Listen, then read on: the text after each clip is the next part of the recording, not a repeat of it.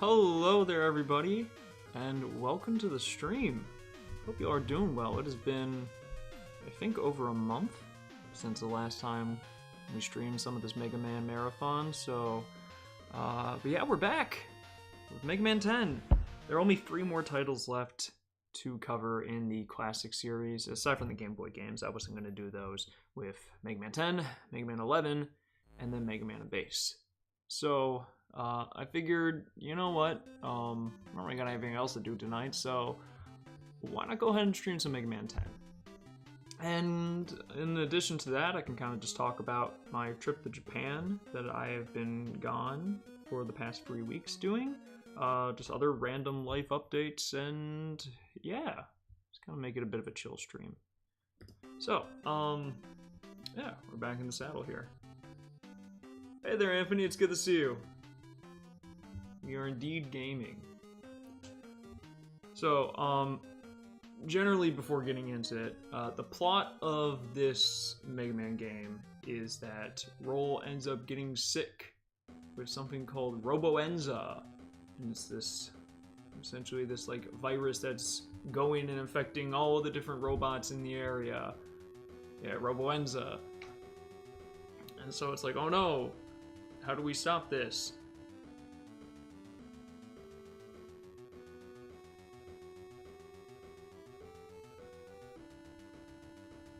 Yeah, many humans find it impossible to complete even simple tasks without their robot helpers. This is a dire future. Dire future awaits us. Develop a proper cure.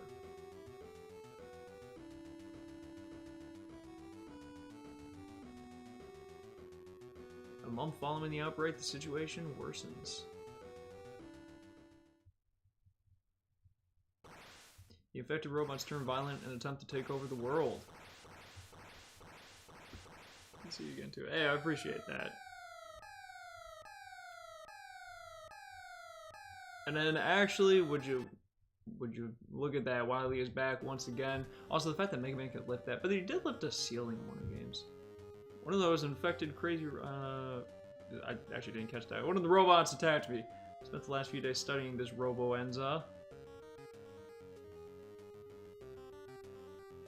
Pill. Even my genius was unable to find a cure. So I built a machine that would help me discover the key to developing a cure, but it was stolen by one of those Robobots. Oh, demented Robobots. I beg you. You have to help me get my medicine-making machine back. Suppose if we want to stop those robots, we'll have to help.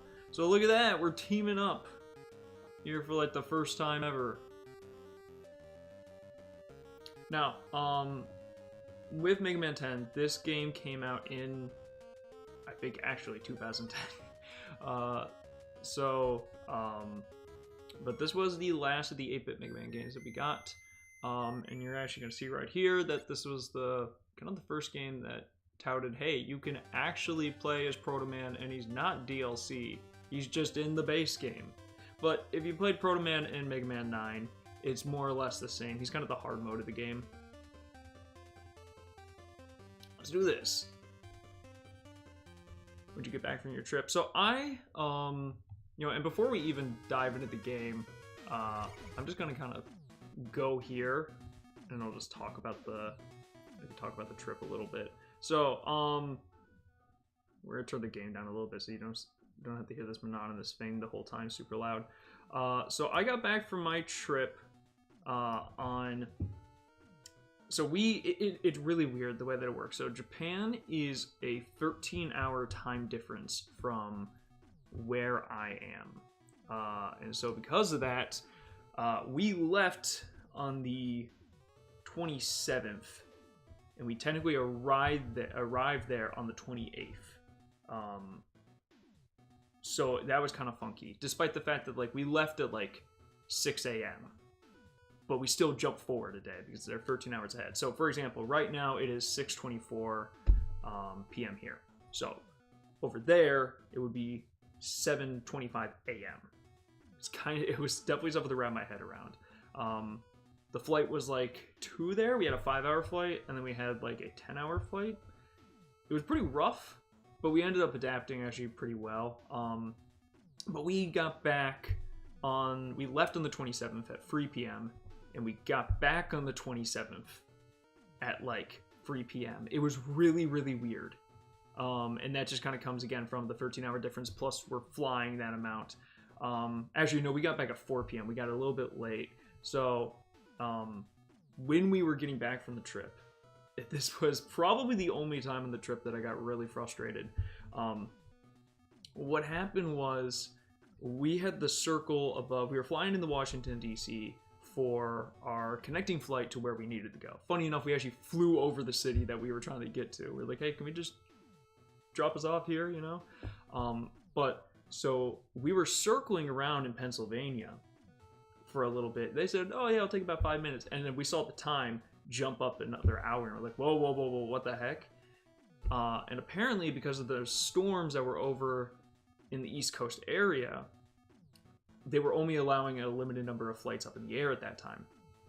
So we were starting to get a little bit scared because, again, we were supposed to land at about 3:45, 3:25, something like that, and we had our other flight that took off at 5:35, and you typically had to be there early for boarding and everything. So we were getting scared. We were really cutting it close because when you fly internationally, when you return back in the United States, you have to go through customs, essentially show them your passport, you know, answer questions, whatever, get any checked bags that you may have.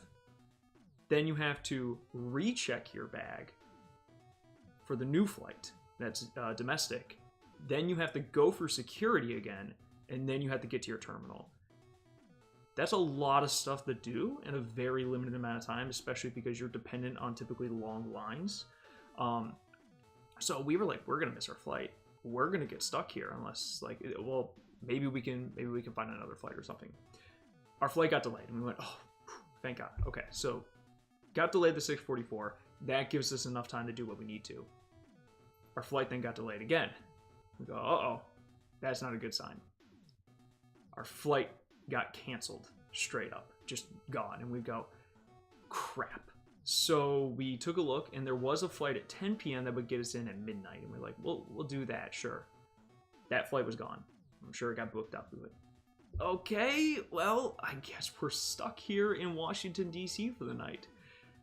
We took a look at flights on the following day. Really, the flights were super inconvenient. Leave at 6:45 a.m. You get there to our destination at like 1 or 3 p.m. after like a 4-hour layover in another city. That did not sound appealing. The other flights were like, leave at 5 p.m., get in at 8. Leave at like 10 p.m., get in at midnight. There was one flight at 8:30 a.m. We said we were going to get that one. Flight was also gone. So at this point, our options were extremely limited, and it would have just completely threw off our plans. So again, this is the 27th at this point, and I can't sleep on planes. Also, airline food sucks. It tastes really bad. So I really didn't eat on the plane either. So at this point, I had not eaten in probably 14 hours because I ate a little bit before we got on the plane. And I slept, I think, maybe 1 hour on the plane at most. So at this point, I pretty much have been up for close to 24 hours. So I'm exhausted. I'm super tired. And I'm also hungry. And my friend's like, you know what? What if we just took a car and we just drove back? And this would have been about a 5.5 hour, 6-hour drive. And with the fumes I was running on, I was like, bro, that is a tall order right there. Like, could I have potentially done it? Yeah, but I would have had to take a lot of breaks to sleep and everything like that. I was in rough straits, and I was pretty frustrated at this point because of our flight being delayed. was very agitated. But, you know, that's what we ended up doing. We ended up getting a rental car. We probably didn't leave there until 7:30 after trying to figure out everything. Also, our bags were super delayed because they shut down the ramp. So we finally got there, we got the rental car, and we drove back. We didn't get back to the place that I was staying until 2:20 a.m. And he didn't get back until probably 3 or a little after 3 because he had to drive another 40-50 minutes to get to his place. So, yeah. Regardless, getting back was a pain in the ass. But we're here in one piece. But I ended up staying up there essentially in Cleveland just for... I ended up staying a day just to have a buffer day. But then I ended up staying another day. 1, just so I could see friends. But 2, my sleep schedule right now is really rough. And it's not that I'm like staying up super late. I'm actually going to bed early for my standards. I'm going to bed at like midnight. But the problem is that I wake up at like 3 a.m., 4 a.m., and I can't sleep until like, you know, sometimes 2 to 4 hours. So I'm really tired throughout the day. It is, we adjusted super easily over there, but coming back has been kind of a nightmare. So, but yeah, aside, the long story short, that was brutal. Coming back was not fun, but the trip itself was really great. I had a really, really good time.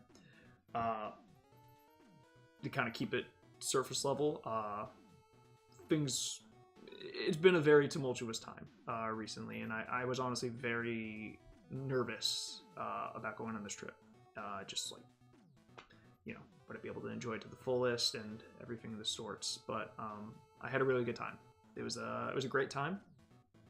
I have a ton of photos. I didn't prepare anything like this, but so we ended up going to Tokyo. We stayed there about 5 days. We went to up north into like Hachinohe area.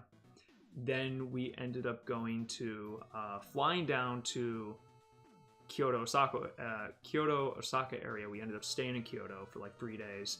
Went to Osaka for 3 days. Stayed in this mountain village, Hakone, for 1 day, and then we went back to the airport to fly home. So we hit up a lot of different things. We also did like day trips to Nara, which is where, if you've ever heard of like the deer park, where I posted a video about it. A deer bit me in the ass because it wanted a cracker. But they just have a bunch of deer just roaming around. Like, deer here in the States are skittish. You will be like 20 feet away and they are booking it. These deer, I was just petting them. They're walking across the street. It was really cool. And then we did another one where we went to this seaside park. And at first we were worried because of the weather. It was kind of rainy a bit, but then the sun came out and it was beautiful. We were like some of the only people in this park. There were probably 10 people in this entire park. And this is a huge park. Like, we were biking around it and everything. So it kind of felt like we had the park to ourselves, which was just a really cool experience. There was also like this, they had this like, not an amusement park, but they just had like a, I guess it was an amusement park. They had like not a roller coaster, they had like a Ferris wheel, they had like stands and all this kind of stuff. And there was like this music playing there, like a happy kind of like Japanese tune for the park, and just nobody was there. It was kind of a little unsettling. But it was still really cool. It rained 1 day in Tokyo, really hardcore. It was really, it was really rough.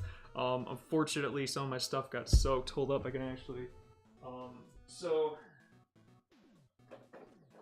I picked up a number of things when I was over in Japan.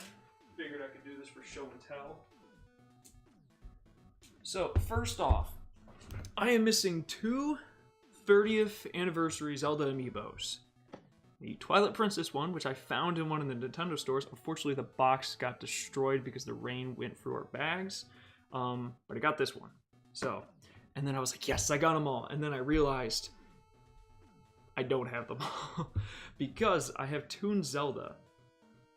But Toon Link did not get re-released with Echoes of Wisdom. But I was able to find it in a used game store in Osaka. The funny thing though is that this store had a curtain, and behind that curtain was like the 18 plus section. And I'm like, all right, well, I don't really have any reason to go back there. I'm just looking at the Zelda stuff. So what happens though is I go to buy the amiibo. I'm like, I go to the guy, I'm like, Sumimasen, I want this. And he goes, oh, okay. So I give it to him, and I think he's gonna check me out. He goes, oh, come around. So my friend starts dying. He's like, that is so funny. You have to go into the 18 plus section in order to check out. Like, how does that work if a kid or something goes in there? They obviously they have to do it on the other side. But I'm like, okay. So I go over, and I'm just like, oh, okay. There's a lot in these posters. Good heavens. All right. Well, yep. Just want my amiibo. Thanks. So it was a bit of an interesting experience for sure. This one time, the one time a delay fight is a decent thing. Yeah, and that's what we thought. I was like, man, this is gonna be great. And then, nope, it didn't work out. It's a little weird if you've never flown for the first time. I always suggest bringing gum. And the reason why is because as you're ascending or descending, your ears pop. And when you chew gum, it like helps. It just like relieves the pressure in your ears. But honestly, I have a huge fear of heights, like terrified of heights. But I don't have that much of an issue when it comes to being on a plane, because I feel like I'm in a controlled kind of container and everything, so it just helps. The only really time that I feel it is the takeoff and the landing. But yeah, so anyways, I got these two amiibos. I now have all the 30th anniversary Zelda amiibos. Very stoked about that. Which, another thing is that, so over here on the left side of me is my Zelda case, which I love a lot. I try the theme and everything, but it has, unfortunately, the Zelda collection stuff that I have has outgrown the case itself. So I had mentioned this on a previous stream. I got a house. Very excited about that. I have not fully moved in yet, as you could tell from the previous, from the setup. I'm actually gonna be dog sitting, so there's really no reason for me to move all my stuff yet if I'm not even staying there. So, but that is gonna move. I'll be making the shift into kind of the new setup, and I actually put out a tweet just of like the basic stuff that I have right now. But I'll be moving into the new setup probably at the end of the month here. And yeah, it should be interesting. I'm very excited for it, but I bought a bigger glass case for the Zelda collection. So finally I could fit everything in there that I wasn't able to previously. It has to be another register or something. Well, that's what I thought, but I guess he's like, hey, he's 18 plus, he can come check out here. I was gonna fly to DC with the choir resume, but that was in 2020 and COVID happened. Yeah, it definitely in like airports during COVID time was also like a completely different game. There's a lot more in terms of like the social distancing, the mask and everything. So that definitely made it a bit of a different climate. DC's cool though. I've been there once. Went there for a baseball game actually. Some other stuff though that I got for the Zelda shelf. My main goal when I was in there and going around Akihabara, which is kind of like the big shopping district for all the nerdy stuff, was to try and find Link's Awakening DX boxed Japanese for my collection. I do collect boxed Zelda games in English and Japanese. I have both of the Oracle games in Japanese, Majora's Mask, Ocarina of Time, Link to the Past, Wind Waker, all of the DS ones, and I ended up finding it. So I'm very happy about that. I'll be able to put this next to my Koholint Island statue and on my Link's Awakening shelf. But yeah, it was really funny because I went into a game store and I'm looking for it, and I find Link's Awakening boxed in English. I was like, how am I in Japan? And I find it in English before I find it in Japanese. But I ended up finding it. I was very happy about that. And I also ended up buying Ocarina of Time 3D in Japanese. 2 reasons. One, it's technically a version of Ocarina of Time that I do not own. This is now officially my 7th copy physically of Ocarina of Time. No, I don't have a problem. 2, it has a different box art than the American one. I actually like this box art, so it wasn't that expensive either. It was pretty cheap. The other thing, keeping the Link's Awakening train going. I got the Link's Awakening soundtrack. We were in this one store, and they had the Link's Awakening soundtrack, as well as one of the anniversary soundtracks. I saw the price. I could have actually imported the anniversary one for cheaper, but this one was actually cheaper to just buy there instead of importing it. So, yeah, I picked that up. So, a lot of Zelda stuff, but there's one final Zelda thing that I picked up, which I've never seen this before until I saw it in the store. So this is the Famicom Mini Zelda 1. And at first I was like, what the heck is this? What it is in America, we got NES Classics for the Game Boy Advance, which had a series of games like Metroid, Zelda 1, Zelda 2, so on and so forth. And they were just NES games that were ported to the Game Boy Advance. And that's what this is, but the Japanese version of it. I think the cartridges, though, are red, which is cool. But yeah, I also just think that, like, this little container thing is cute. It had Zelda 2, but I was like, I'm just gonna stop myself, especially because I don't care for Zelda 2 that much. But yeah, I was pretty happy about that. That is all the Zelda stuff I got. I say all, like, I didn't get a lot of Zelda stuff. There's a lot of Zelda stuff. Other cool things. I ended up getting this plate here, which is at one of the Pokemon centers. It's like a Clefairy plate. It's like a decorative plate.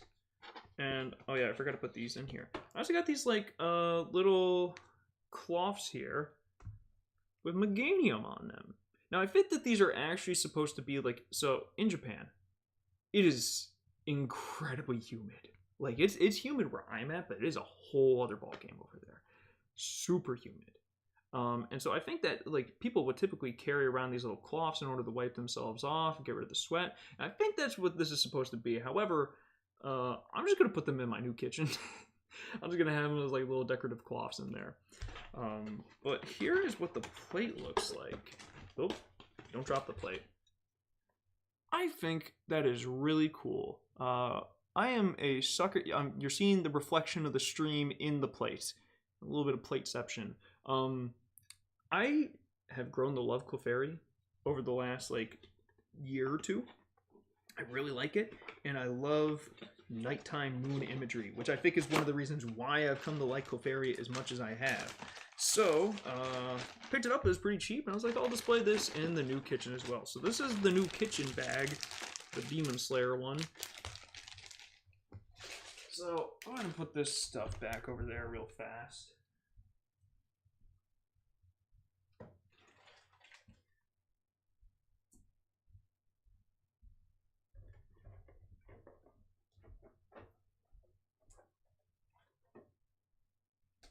Really, the last thing that I think I picked up was this. So they had a Pokemon museum exhibit that was going around.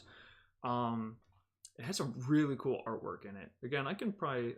I posted some of them on Twitter that you could see it. But they had some... They had like a little, you know, gift shop at the very end of it. And I wanted to try and get something that was unique to it. They had this art book. And I was so tempted to get it, but I was really afraid of it getting damaged in my suitcase. So I ended up getting this Pikachu plush. Normally, I'm not that big of a plush guy. As there's another Pikachu Squishmallow in the back there, and I have 5 of the Sitting Cuties for Pokemon there. I'm not that big of a plush guy personally, but sometimes I like getting them. And I thought this was cute. I like the colors and everything. So picked it up. I figured it was something that was unique and it represented the collection. So yeah, there's actually the tag for it too. This is like the main picture they use for the collection. Hey there, Interstellar Star Gamer. How you doing? I was scared for a sec that you dropped it. I would have, if it made it all the way back to the States without getting damaged, and then I dropped it here, and then I just ruined it, I don't even know what I would have hit. I would have had no explanation. I also need to put this in this bag over here real fast because this is a gift. I got a lot of gifts for people. So I'm gonna be Santa here at some point. But yeah, I mean, that's really all the main pickups and everything I got there. I could talk more about the trip and as well as just life stuff while we're playing the game. So why don't I go ahead and switch that over here.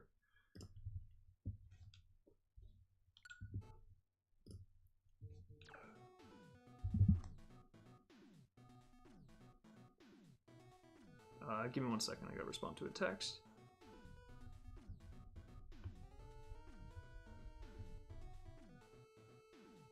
Alright, sorry about that. So, in Mega Man 10, like I said, you have the option to play as Mega Man and Proto Man. Proto Man is kind of the hard mode. You do get a charge shot. You can block projectiles with your shield when you're jumping, and you have a slide, but you take double damage. And I wonder if I get it after I beat the game, but you actually can play as Bass in this game as well. He has the ability to shoot in 8 directions, and he has a dash, but his pellets are weaker, but he doesn't take double damage. This game also has an easy mode, so if you felt that Mega Man was too hard, you can play the easy mode here. It has normal, and I guess you unlock hard mode after you beat it for the first time too. I've actually not beaten Mega Man 10 on this collection. As for our Robot Master Ensemble, we have Solar Man, Sheep Man, Commando Man, Pump Man, Strike Man, Nitro Man, Chill Man, and Blade Man. So what I've always liked about this roster is it just has a bunch of weirdos. And again, I really like that in Mega Man. I'm usually places there are 2 shells next to my bed full of them. Very nice. Yeah, I know a couple people that are pretty big on plushies, and like I get it. I really like my I really like my Pikachu Squishmallow. It's very soft. I've been turned around on Squishmallows. I collected on the Pokemon. I collected on the Pokemon video games. Like, so you collected like within the games, or you do collect the Pokemon video games? Also had that big old Eevee plush. Yeah, my friend got an Eevee plush when he was over there. Eevee's his favorite Pokemon. All right, so now with this lineup here, we are actually going to go ahead and start with Sheep Man.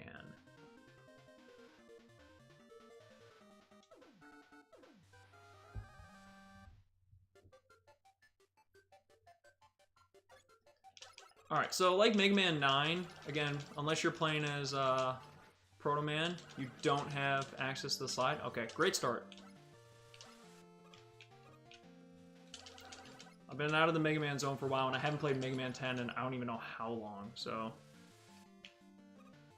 This is going to be a rusty stream, y'all. We can cycle with the shoulder buttons. Oh, we love it.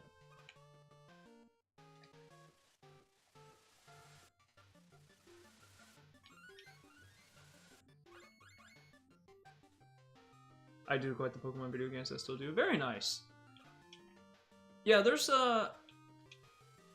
quite a few that, like, I have, I think, all of the Game Boy Advance era ones. The only one that I don't have from Game Boy Advance era boxed is Sapphire. I have Sapphire, just not the box and the manual.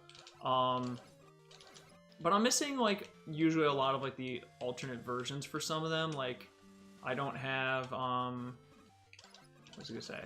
Like, I have Diamond and I have Platinum, but I don't have Pearl. Okay, so the gimmick here is you can use these to charge these up. And there you go. Eyes of the Clefairy Squishmallow. You know, that is honestly one that I've kind of wanted to pick up because, again, I like Clefairy. I like the design quite a bit, and I think that Squishmallow is actually one of the better looking ones. Oh, oops, my bad. Nope, wait, no.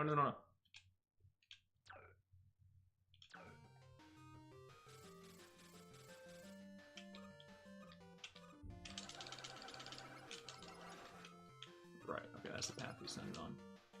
I think you just want to get it down the one squid because I think he only respawns them if both of them are dead. Yeah.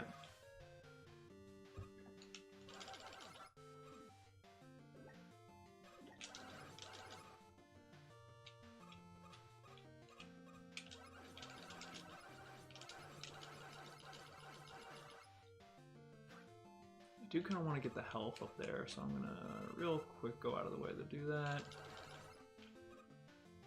Actually, very surprised I didn't get hit there. Oh, that's alright. I can just rush Coil. Not that big of a loss there.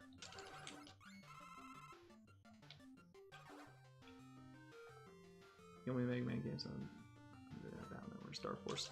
Honestly, I feel like those ones are tough for me. I think just because I'm so used to like classic 2D style that I never played Battle Network a ton. The only Battle Network game that I played, well, I guess aside from Network Transmission, but again, that kind of is cheating. It's a 2D platformer. But I played Battle Network 4, I think it was like Blue Moon, which I always thought was funny because it was a flavor of ice cream that I always liked when I was younger.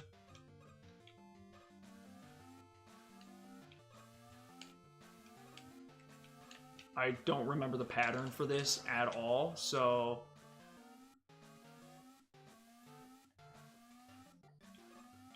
Okay.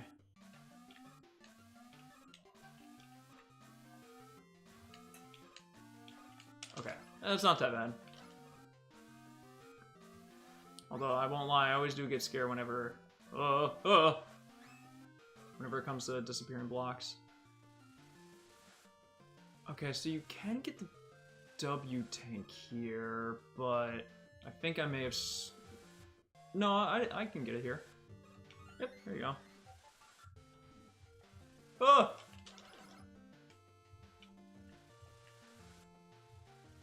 I want that screw.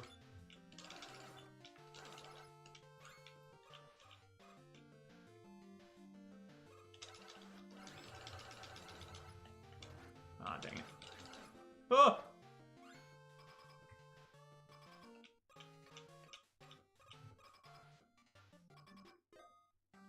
You know, speaking of all, like, the weird kind of, like, green coating and everything on the side of this stage, I watched The Matrix for the first time on my plane. I quite liked it. Ah, dang it. So, the last one that Sheepman sends out is gonna send out a Thunderbolt jolt from the bottom of it. Then he should shoot his projectile.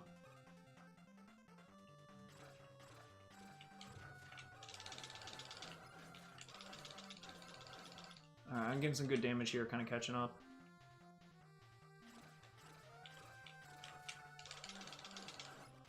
Ah, dang it, jumped into that. Alright, I could probably eat one more hit. I chose literally the worst place I could possibly stand. No, I jumped into it. Oh, I almost had him. Oh, I'd literally gotten in the one hit. Yeah, I got this with full health.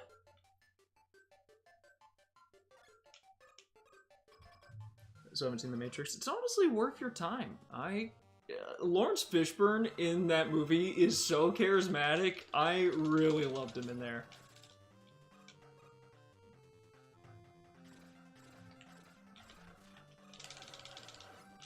Ah, dang, he didn't. Okay. Okay, I don't have to... Like, those tendrils from the electricity don't go as far as I think they do.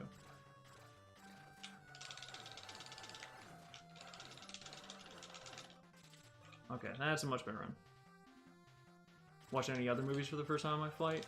I did. I watched Captain America Brave New World. Because I've really fallen off with the Marvel movies. Like, I need to play a lot to catch up. I think there's like 7 more Marvel movies that I have not seen that I missed. So I'm trying to play a little bit of catch up, and that one was there. I also just really like the original Captain America trilogy quite a lot. So I was like, you know what? We'll watch it. It was okay. I don't think it was bad. I don't really think it was that good either. There's cool ideas in there. I like Anthony Mackie as Captain America, and I think Harrison Ford actually did a really good job with his performance. The problem, and this isn't even a spoiler because it's literally all over the promotional material and the trailers and even the image for it on the plane, is that you know that Harrison Ford as Thaddeus Ross turns into the Red Hulk, which is like the whole movie is building towards. Like, that's the main thing it's building towards, and you know that going into it. It's like, why did you... I understand it's really easy in the market, but Captain America will go up against the big the big, you know, red punchy man, right? And then it's like, and that gets people hype. But at the same time, if that's the big thing you're building towards, it would have been really cool if it was like an Akuma. It was like a secret boss or something like that. You didn't know what was in there. I think that would have been a lot better. But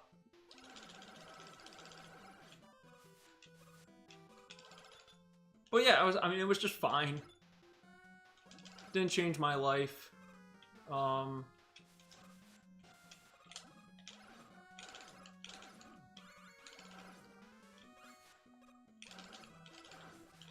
I rewatched Harry Potter and the Prisoner of Azkaban, which, you know, when I was younger, as far as the books went, I didn't really care for it that much. But as a movie, I think it's actually one of the better ones. Certainly interesting market. Yeah, I don't know why they did that. I really have no idea why they decided to do that. I actually don't remember if I normally go up or down on this path here. I would like to get that extra life, though. Ooh. Cool. I'll make up for the one that I lost in Sheep Man. I also think I would like to take the top half here. Oops.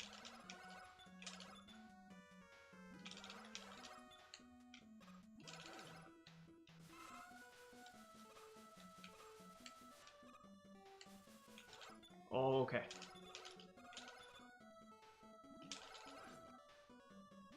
Oh, I don't like this jump. I think there is something of value if it, oh, it's just bolts I can get going that way. It's fine.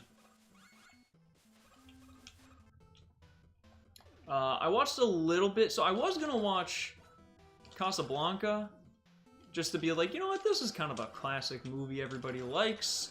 It's talked about a lot, I should watch it. I'm dumb. And then I was like, okay, this does not have subtitles. I'm hearing just the background noise of the plane a lot. And I'm like, this is not the optimal viewing setting for this movie.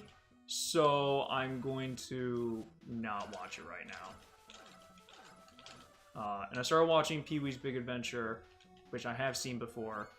And it's quite dumb and fun, and I like it. But unfortunately, the plane was landing at that point, so I did not finish it.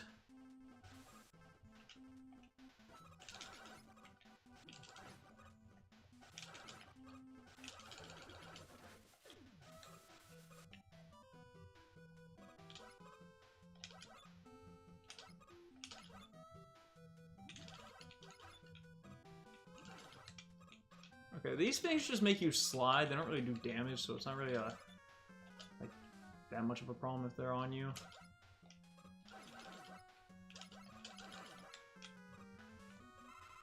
Actually, I probably should have refilled. Yeah, I probably should have refilled Sheep Man. I mean, I have the extra lives. I don't want to waste it just in case. Let's go with Buster. I mean, I'm pretty sure I've beaten this guy with Buster in the past. A little off my game, but... Okay, definitely off my game. And then it circles around, okay. But I'm pretty sure if you shoot these enough, you can break them.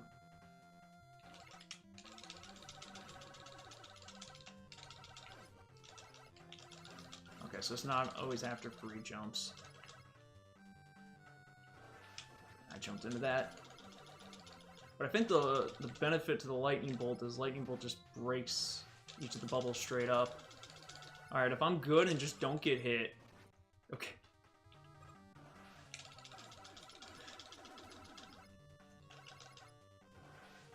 Okay, actually that kind of worked out there. Oh god, I almost got hit. Oh! Oh! Lock in! Lock in! No! I just had to move slightly to the left and I would have been fine. So I would do a Buster only run on this game, but unfortunately Blade Man exists.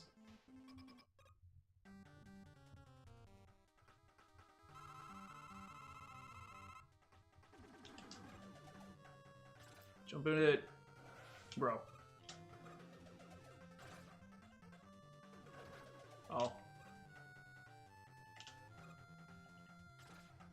I'm doing a really bad job of firing this. Oh no, and that just deletes it. Oh god, I had to fight him on hard mode now. Okay, so don't continue going left on those. This is what I get. This is what I deserve.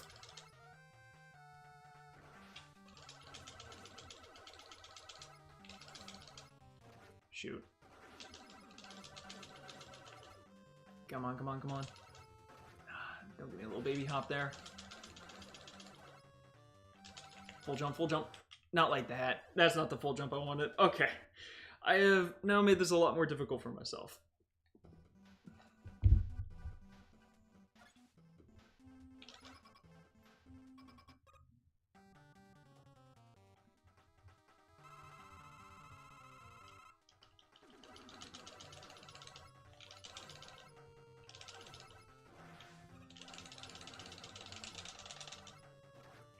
Damn.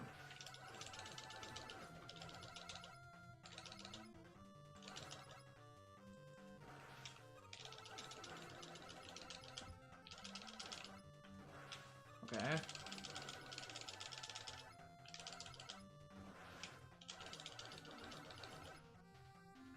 If you position yourself right in the beginning, when he's like making this, you can get in a lot of free shots.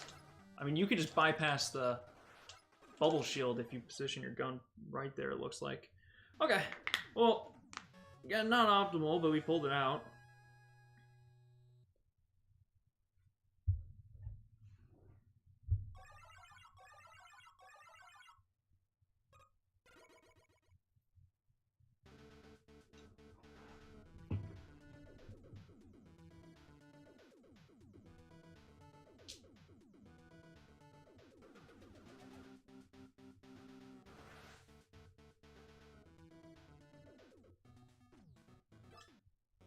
Alright, next up is Solar Man.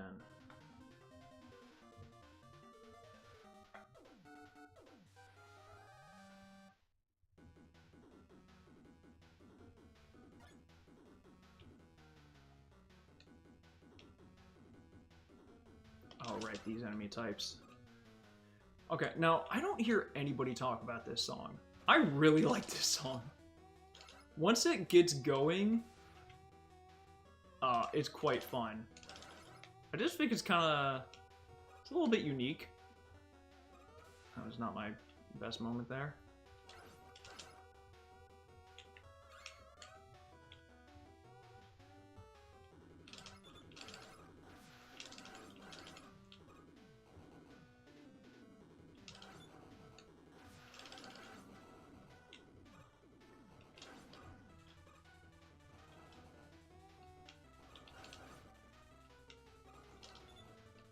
I jumped too early there.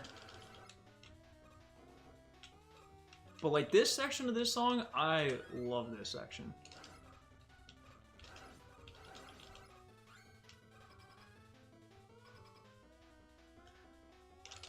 Oh, I forgot about these guys.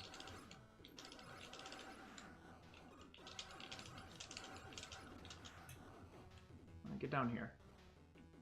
Thank you.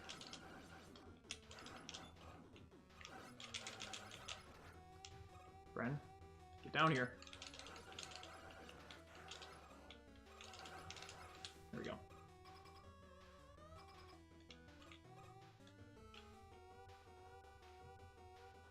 You know, for when I was younger, I always preferred Mega Man 10 to Mega Man 9. I still may be that way. Oh, gosh dang it. Obviously, the Mega Man 9 stream, if y'all saw that, was brutal.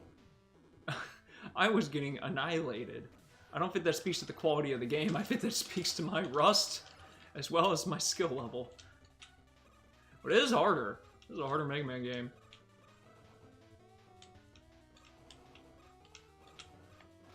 Ah, dang it. Dang it. Okay. Shoot. I don't have like an E-tank or anything like that, right? W-tank.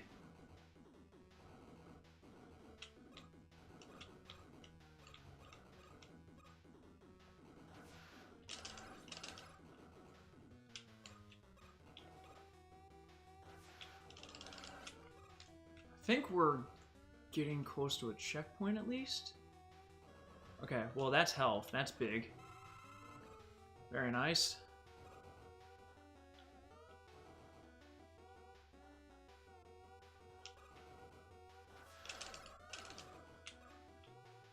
Is there any... I'd rather just deal with the flowers if that's... Yep, I definitely would rather deal with the flowers.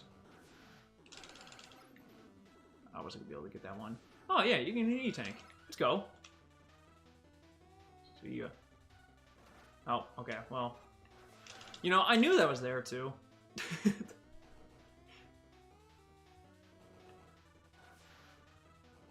Yeah, it was dumb with me. Bro, he just kept going at an angle. I was like, oh, I'll catch him, he'll go down.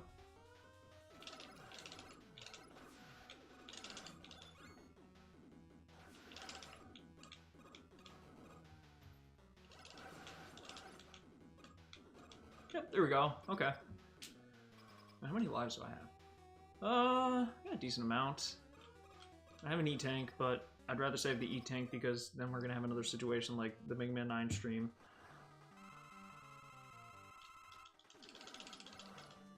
Oh, right. I forgot that's how he works. Oh! Oh my gosh. I have created a monster. Uh-oh. This is a guy that I may have beat him with Buster back in the day for a challenge. But I have not done it very often if I have.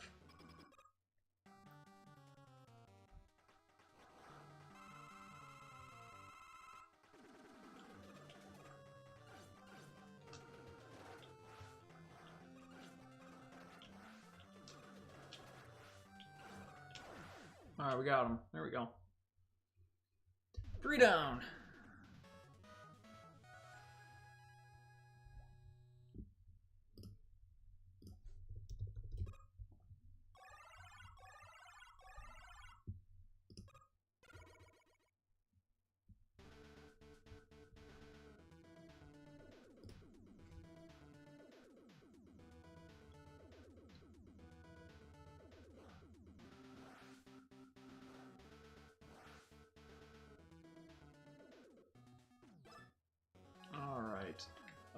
Solar beats...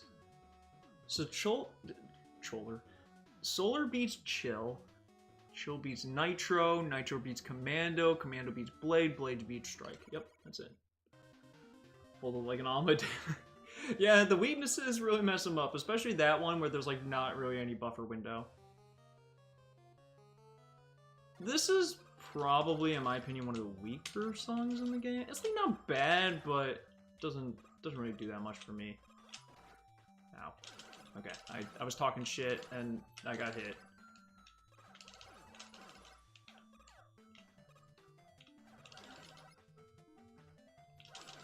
Yeah, I'm trying to think, your birthday is tomorrow. Yo, happy birthday. Or early birthday, rather. It's very exciting. You doing anything special? Oh, right, I forgot the projectiles. Can break these.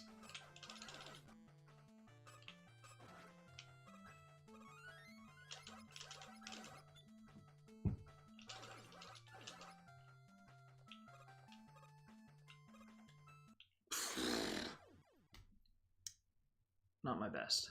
Not my best showing. Oh, back to the beginning. Alright, it's fine.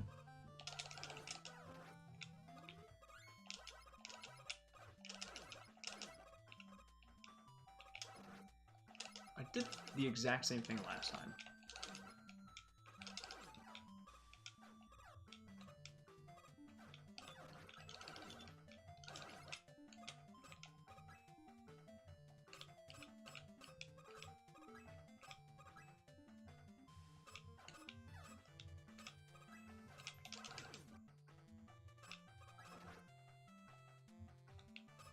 Just eat the hits, whatever.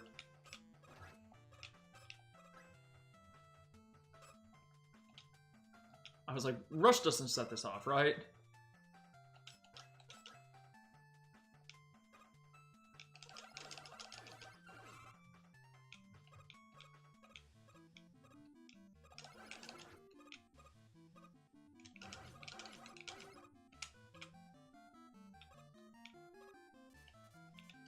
to dinner with my family.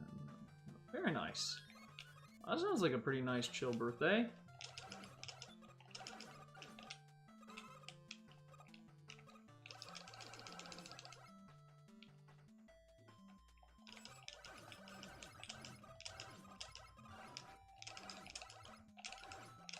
Ooh, thank you. That's exactly what I needed. Oh, okay. Gosh dang it. What am I doing?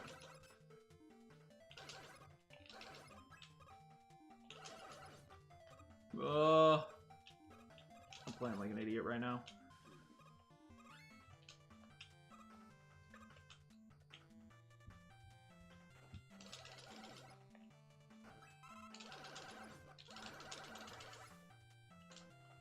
Yeah, in terms of other stuff for Japan, you know, here's something about myself, is that I've always been a picky eater growing up. There's something I really despised about myself. I always just felt like, you know, strangely enough, that was dumb me. I never really enjoyed a lot of foods, or just like, you know, sometimes it was the taste, smell, whatever like that, and it really annoyed me. It made kind of things difficult in terms of a social sense as well too. But I would say the last year in particular, I really was better about eating more stuff. Made a lot of headway in that regard. And so, like, going into Japan, you know, one of the things I was like, hey, am I gonna, you know, because a lot of Japanese food I've never really had that much previously. Like, I've had sushi before. The only, like, ramen I had was, like, a packet ramen once. But yeah, I was kind of worried about that, but I ended up eating quite a lot of foods there, so I was pretty happy about that. Wagyu was probably the best that I had. In terms of the food there. Unfortunately, sushi did get me sick one day, which is a little unfortunate. These birds. Bro, these birds! That wasn't even the bird there, that was the spring. Yo, what's going on, Bates? Welcome! Oh, I got a game over. Okay, well, we're not gonna hit... not a game overless stream this time. Still can't do fish at all. It makes me nauseous even smelling it. Yeah, some fish I'm okay with. Other fish, not really. Over in Japan, they have a lot of fish dishes. I tried fried octopus balls. That was not it. I did not like that. It was actually probably my least favorite thing that I had over there. Also, I burnt my mouth on it, which sucked.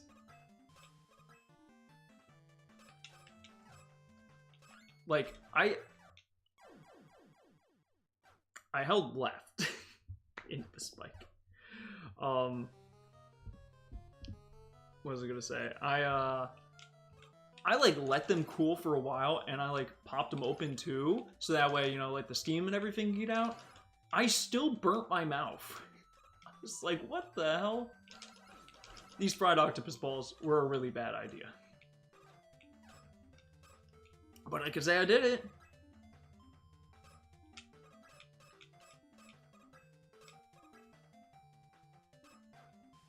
New price higher.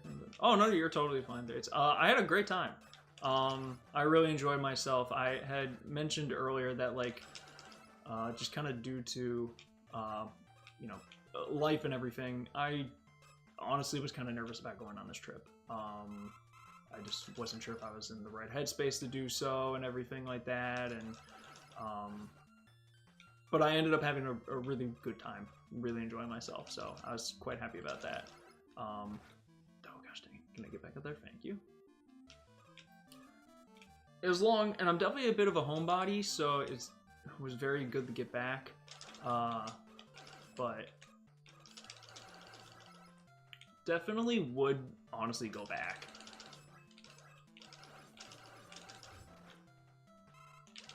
But there's a couple things that I would do differently next time. Mainly just in terms of like places I would want to go that I wasn't able to go to this time. The weather, though, is brutal. I could not handle that summer weather. Octopus Ball was fighting back. Yeah, I was just like, I'm not going down like this. So they have, one of the things over there that's interesting is they have this store called, Don Quixote. And you go, oh, it's like that, that Spanish legend, right? No. This Don Quixote is a penguin. And he runs... Okay, I say he runs it. He's just the mascot. But he's the mascot for this store. It's like a 7 floor, like... I don't know if I want to call it a shopping center? But like, there's just 7 floors and there's so much stuff in there. You can get little knickknacks, you can get like ties, you can buy food. They got everything in Don Quixote, and it has a theme song too. And the theme song was just playing on loop.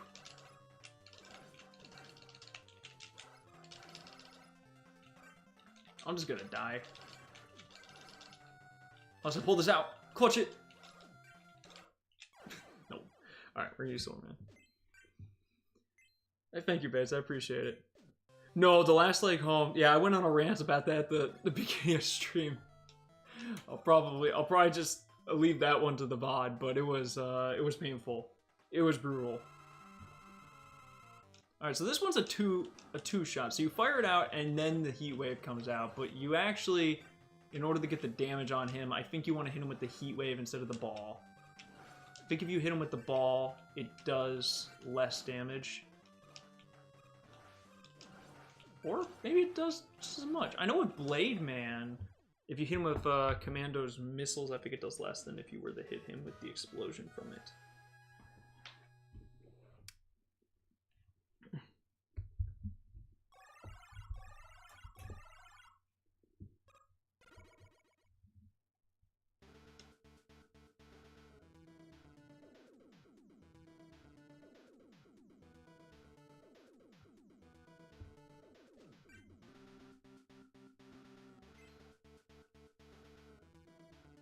But yeah, one of the Don Quixotes in Osaka had a bloody Ferris wheel attached to it, which is insane.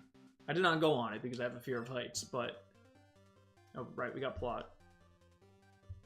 Roll! Oh, it's you, Mega Man. Thanks to you, I was able to create a prototype cure. Once we have all the pieces to the machine, we could start mass-producing the medicine. I think everything's gonna be okay. That's great news. I'll go back out there and get those missing pieces. Before you go, Mega Man, are you sure you're not suffering from any symptoms of the Robo-Enza? No, I'm great. Use the medicine you have on those who really need it. Well, if that's what you want.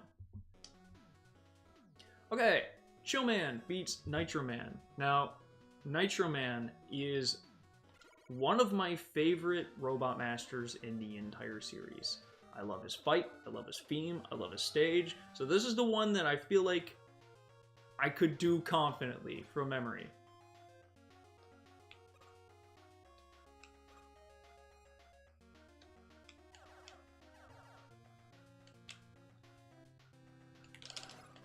Oh, okay, well. Nope, I didn't want you, I don't want to coil. But I love this song. This was used in the trailers for this game.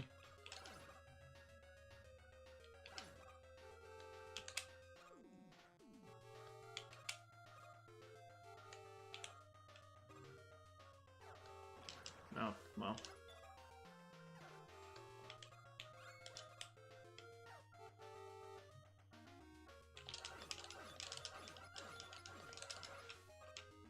Did you go to one of those Team Lab places? Yes, I did. So on it was actually our second day in Japan, second day in Tokyo, we went to Team Lab Planets there, and oh my gosh, it was so cool. Definitely a highlight of the trip. If there's, I think also another one in Osaka, but if you ever go to Tokyo, definitely go to Team Lab Planets. Very, very cool. Oops.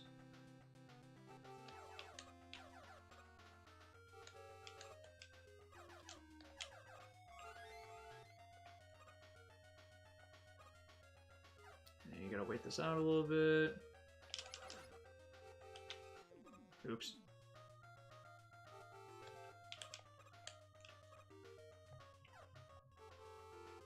I actually want to get up there.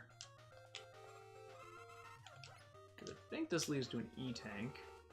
Memory serves. We take any E-tanks you can get. Yep. E-tank. Very nice.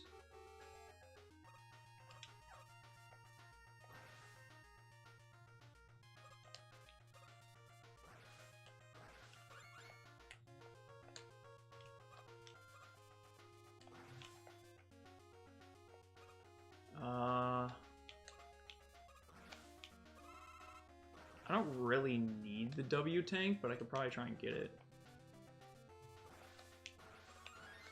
Very nice.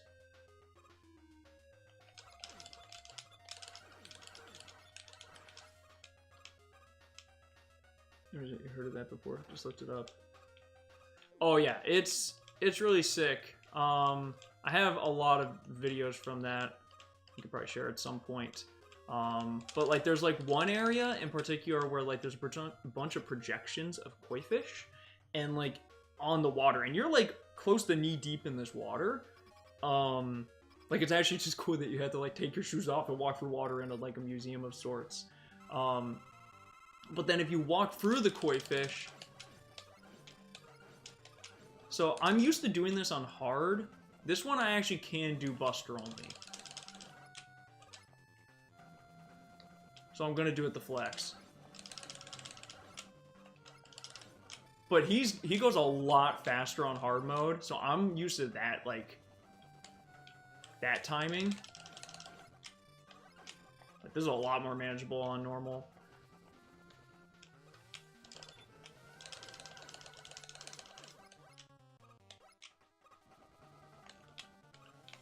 Oh. There we go. Appeared in my social media feed about a year ago, and I've been obsessed ever since. It's so neat. Yeah, I definitely recommend going. It's very, very cool. That was definitely a highlight. My friend and I just chilled too in the park. Like we would find a park at nighttime, and we'd like look up at Tokyo Tower and the Sky Tree, and they were just like lit up at nighttime, and we just chatted about life and everything like that. And that was honestly probably the highlight of the trip for me. I'm a big sucker for a nighttime view and just like those atmospheric vibes. Okay, Nitro Man beats Commando Man, which, to be honest with you, is probably the most annoying level in the entire game, and you're gonna see why. Yeah, that was the one level I used to grind all the time in this game. Like, sometimes I would just boot up Mega Man 10, and I would just play that level.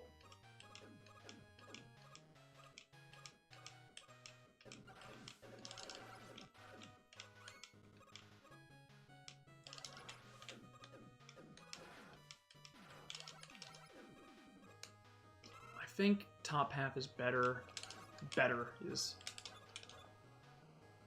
So as you can see here, this sand blinds you, and it also pushes you, and also you have to deal with these pit enemies.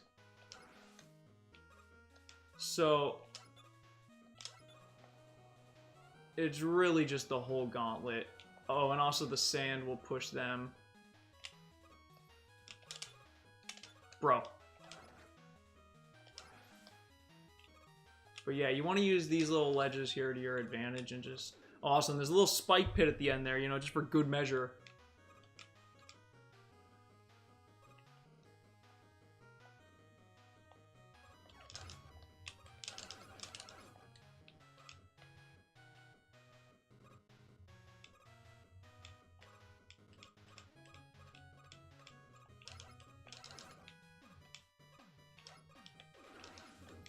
But yeah, now that I'm back from Japan, you know, things are going to start kind of getting busy in a different way, because I actually go back for teacher orientation here this upcoming week.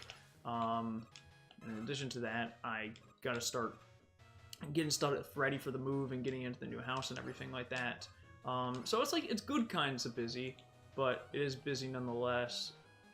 I hate this section. I hate this section. honestly, I'm just gonna run here because I know I'm safe here.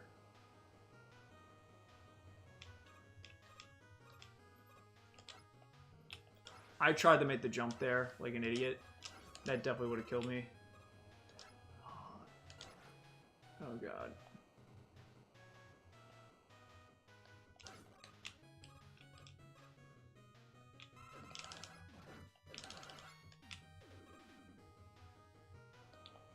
I'm not even gonna risk it here. But yeah, this is probably the stage that I'm like, the most when I go to replay this game. It's this and Blade Man's level. Blade Man's level also has some kind of annoying stuff in it. I actually think you want to use the sand here to make that jump. You could use Rush Coil, I'm pretty sure. Oh god. Oh my gosh, she's doing full hops. My parents are both teachers, so every time I've talked to them in the last 2 weeks, they complain about this. Yes, that is the classic teacher thing. We're like, where did the summer go? Like, I know I was gone for 3 weeks, like 2 weeks in a foreign country, and then like some extra time for driving and everything, but like, where did my summer go?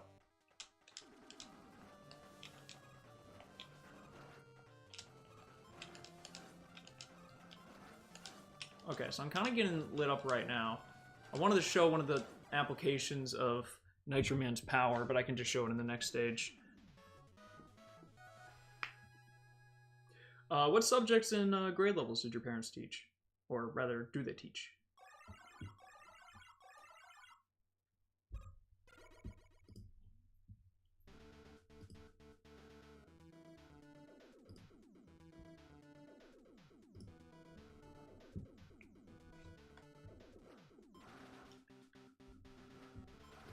Yeah, also, so for, I posted a picture of what is going to be the new editing room. So far I only had the desk and the new Zelda shelf in there, but, so currently the air conditioning is broken in my house. Go figure. I get the house and immediately the air conditioning breaks. So I had to get a new unit, which is not fun, but,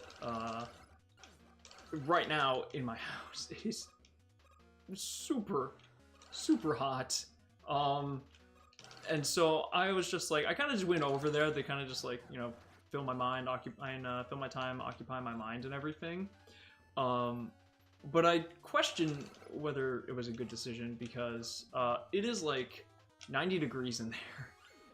I was sweating like crazy when I was building the table and the shelf. So I went and I built the desk yesterday at like, I probably got there at like 11, and then I left at like 12:30 or something like that.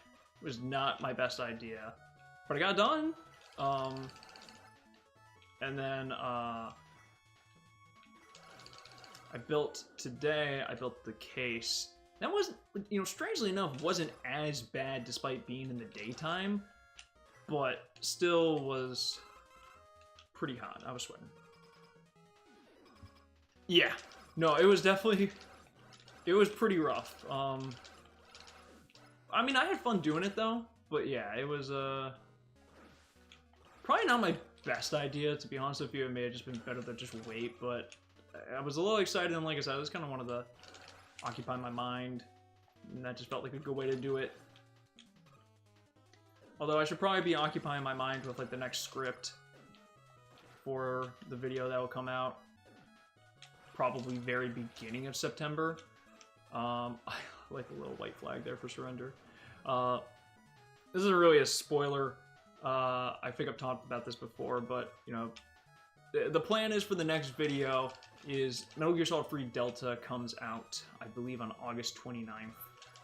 I wanted to do a script talking about the end of Metal Gear Solid 3 and why it's my favorite. It's my favorite cutscene moment in any piece of fiction. I absolutely adore it, and I felt with the remake, it's kind of just like the perfect time to do so. And so I can write the script beforehand, which is nice, and then what I'll just do is, with the game, when I get to that point and such, I will just use clips from the remake.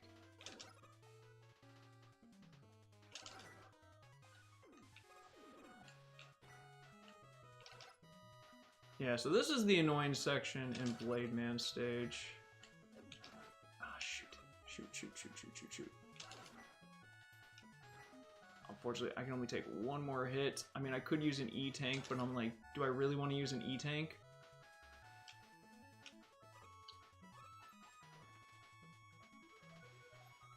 Oh, also to show the application of Nitro Man. So if you hold it by a wall, you'll actually ride up the wall. Kind of neat. I think it's very helpful for speed runs. I think speed runs of this game use that feature all the time. Okay, and then now this one gets a little tricky because it's on the ceiling now. Okay, so...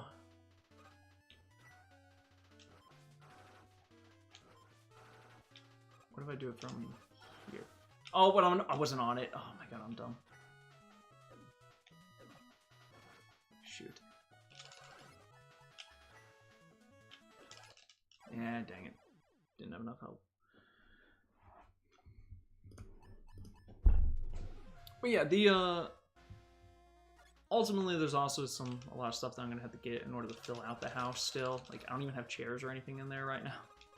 I have other furniture and such that will be brought over later. I'm gonna have some help moving it later this month, but I'm excited to get in there.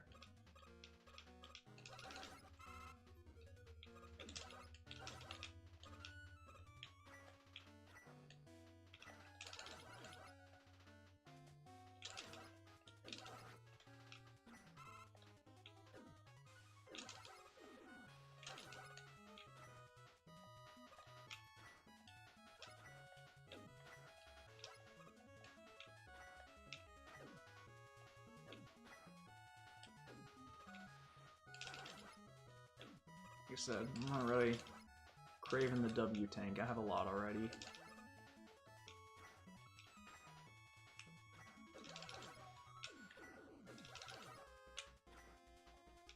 Oh, I didn't full jump. I didn't full send. Oh, damn it. You're not gonna do the classic folding chair on the... Hey, don't tempt me. Don't tempt me.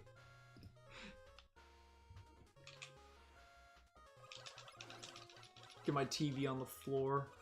That's actually, you know what? You're right. That's gonna be my editing room. I'm going to get rid of the desk and the case. Instead, I'm just gonna put a folding chair, and the TV goes on the floor. I'm actually not even gonna have a stand for the TV. I'm just gonna lean it up against the wall for true degeneracy.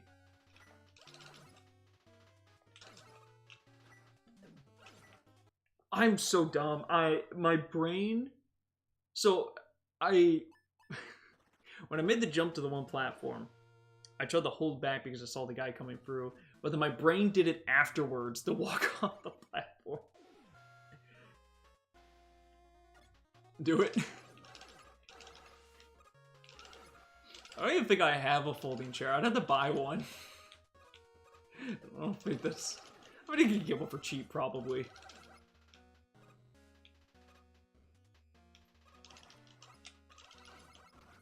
Gosh dang it.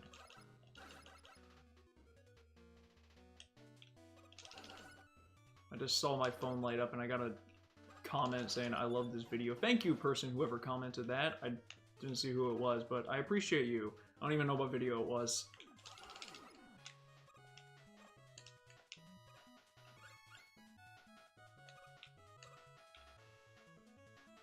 I do need, you know what? That's fair. I do need chairs. And maybe that is the correct way to do it. I just get a bunch of lawn chairs. I mean, there probably is some sort of, you know, like, aesthetical value to it, right? You know, some people like the, ooh, it's like a summer day kind of vibe. Maybe I just put turf. Just dig up and put some turf in my living room.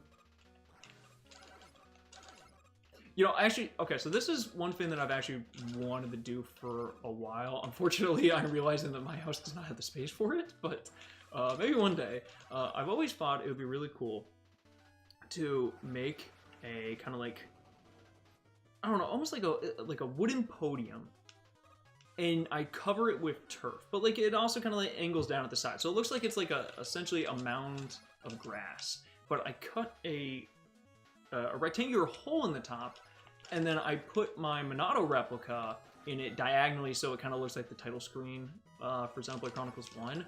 I've always thought that would have been a super sick way to display that. It'd be big, take up a lot of space. If I had a super sick basement, I think it would look great. Unfortunately, a lot of houses in the state do not have basements.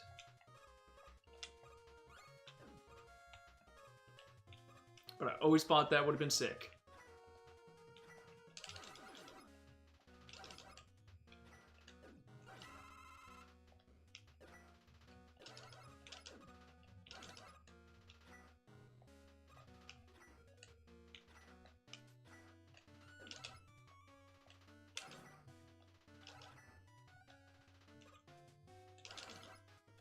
Alright, let's... Wait a minute. I have an idea. What is to stop me from just using Rush Jet? What's to stop me from doing this? I guess I could get hit. Oh, that could stop me!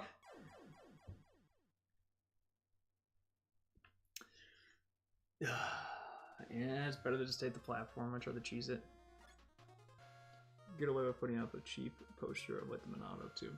Yeah, there's I'm definitely gonna have some artwork that I'm going to want to hang in that room. Some of it I have in my closet right now, just like it's in frames and everything. It's just like not hanging up because I don't really have the room for it.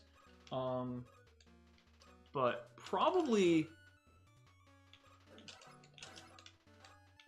my favorite, I could show it after. After I finally get through this stage, I could show it, because it's to my right.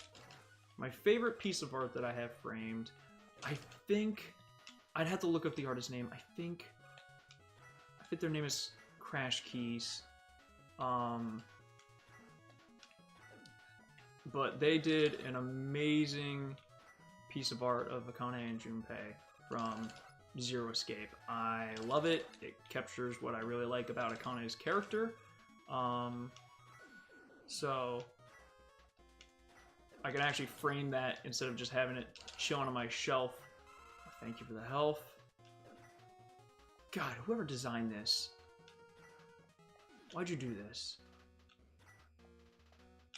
Alright, there's one more that comes. Alright, this should be the end of the stage. Oh, thank God.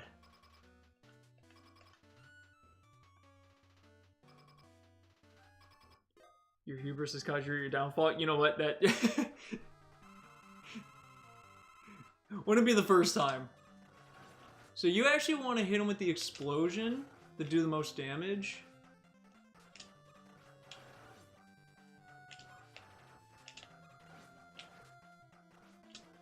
Shoot, shoot. Okay, whew. You see that totally planned reversal? That was not just me trying to move and avoid the blades? Yeah, totally intentional. Will the Switch 2 finally make it out of the box in the new house? So here's actually the thing about that, Bates. We are currently playing on the Switch 2. This is actually, I'm currently using it. One of the things that, again, I'll just, you know, I don't like to put too much of personal kind of stuff out there, just because I don't want that to be, you know, for you guys. I don't want this to be kind of like a therapy session of sorts, but like essentially, I had a friend who came down and visited, and it was a really, really great time. He helped me a lot, and he was like, yeah, bust out the Switch 2 and everything like that. I was like, okay, sure. So busted it out, played some Mario Kart. I also played it a little bit on the plane. I played Celeste on the plane on my Switch 2. But yeah, that's how we're doing this. So yeah, shout out to my friend. He is the best. Before we go ahead into the stage 2, let me show this. Oh god, I'm gonna like knock over everything in order to get this. Well, gonna go full screen.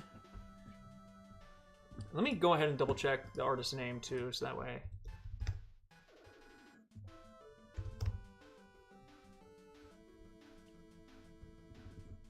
Maybe it's not Crash Keys. Hold up.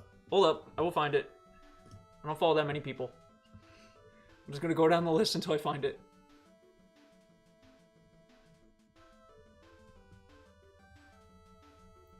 Oh, it's Key Crash. Okay, it's the opposite. So Key Crash on Twitter. But I bought this print from them a while ago, and I absolutely love it. If you've never played, okay, you're gonna see the stream. Hold up. If you've never played Zero Escape, it may not make a lot of sense, but there's like a lot of cute references and everything in here. I love this print so much. Absolutely adore it. But I will get to hang that up, which I'm very excited for. Also, speaking of Metal Gear, my friend that actually came and visited gave me this years ago. He got it commissioned at a convention, but really, really cool having, got like Old Snake here on this side, and then you have Big Boss, or I guess like Venom Snake here on this side. Love this too, so I'll get that hung up as well.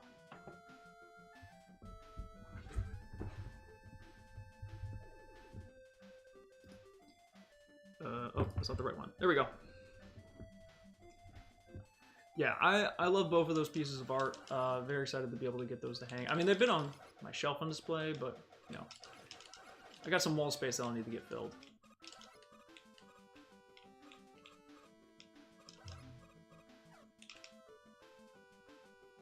Oh, gosh dang it. Alright. I wonder how many... I could probably check. Now, you can beat this guy by doing this. Okay, well...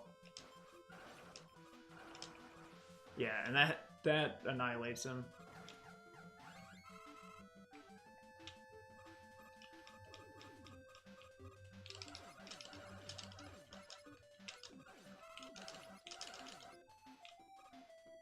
Also, the fact that we have a Robot Master based off of America's Greatest Pastime is really funny to me.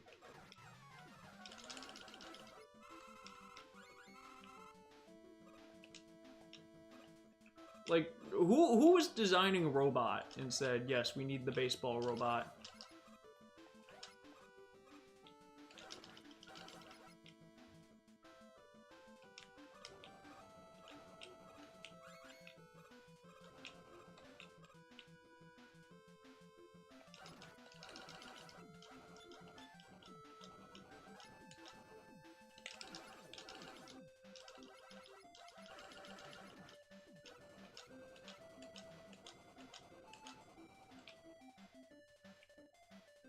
I got scared there. And baseball's a Mega Man must. I mean, you got me there. Oh, dang it.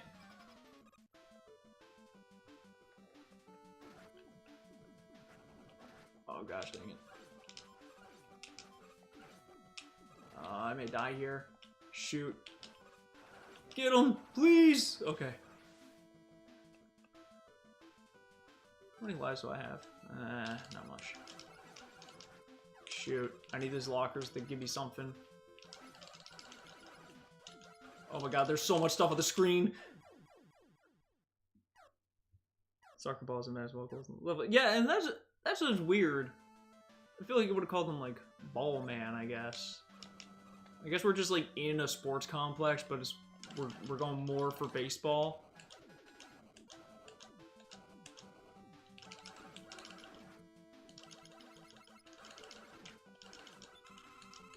The way that the balls were, like, the footballs are bouncing and everything like that made me think of the Rhythm Heaven minigame Double Date, which I totally forgot that we actually are getting a new Rhythm Heaven.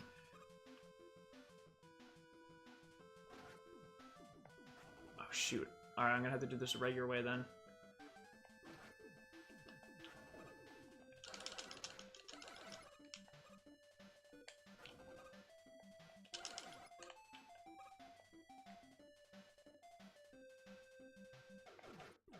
Shoot.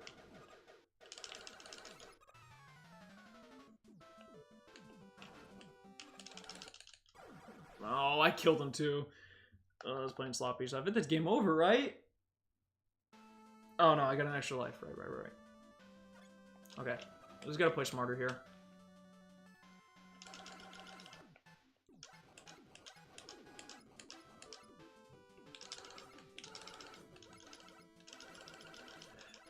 Did you all watch the partner direct that happened? If so, what did you think about it? I was excited about Plants vs. Zombies. Also, I didn't even realize that was a new Katamari. I've been so used to them just... Gosh dang it. I've been so used to them just porting the old ones.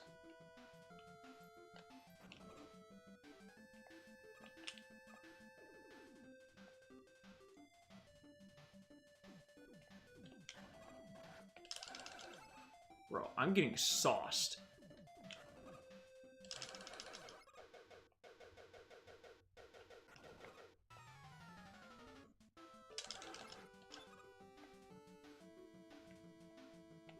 Oh my gosh. What am I doing? It's one of the worst directs for me. You know what? I get that. I honestly do. Did you watch the Pokemon Presents? I did! So I actually got to catch a direct on Japan time, which for me was 10 p.m. there, which was really weird. And I was like, on one hand, I was like, this is great. I don't have to worry about being at work, and I get to watch the direct, no problem. But then I thought about it from the perspective of a content creator. I said, if this was a Nintendo Direct and they announced like Xenoblade or something like that, this would be horrible for me. And the reason why is because I would watch it, maybe finish the direct at like, I don't know, if it's like a 40-minute direct, like right before 11, and then I have to get a video done. And I'm like, oh my gosh, getting out a reaction video is not that long, right? But like there are some times when it's like Xenoblade and I'm doing I have to start writing a trailer analysis and everything. So I like to try and do that as soon as I can. And then in that situation, I just would not have that much time to do it. So in terms of like getting content out, it actually would be pretty bad.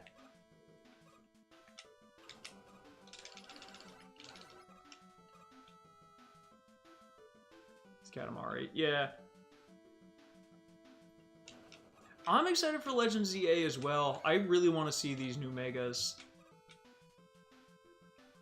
Oh really, Chaos is your favorite? I don't hear that very often. I don't remember too much about the in-game for Gen 6. I only played it once, but the competitive scene, Gen 6 was my favorite. Oh. Alright, once again going into this guy with, like, middling health.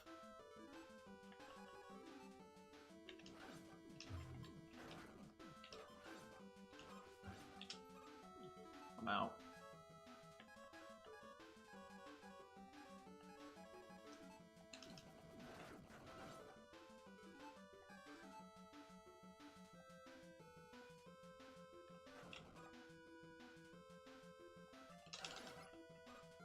Could've gotten more hits.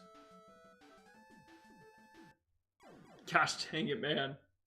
Why is this guy giving me so many troubles? Actually, why are my favorite games about the region? Oh, okay, I see.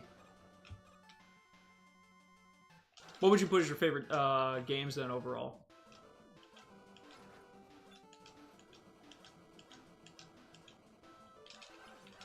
Kalos has a banger battle theme, though. Actually, my battle theme is really good. Oh my gosh, what am I doing?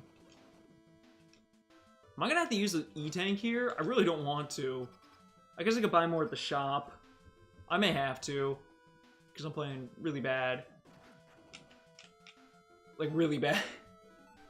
Can I Blade Man him? But I want to have that for Strike Man. Oh, gosh dang it. What if I just, like...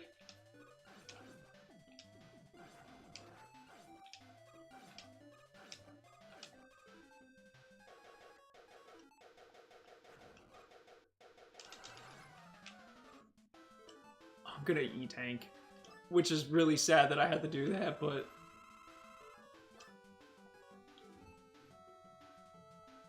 Oh, that's true, I did make it in the Smash. Okay. Alright, we got him out of the way. Back into the locker room.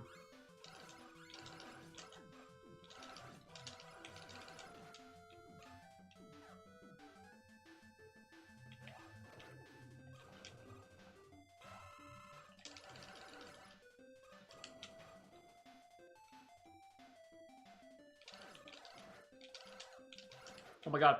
Stop.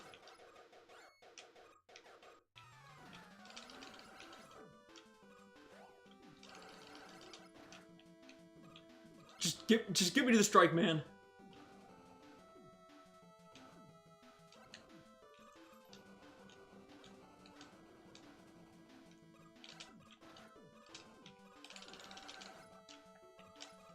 Just get me into that room, please.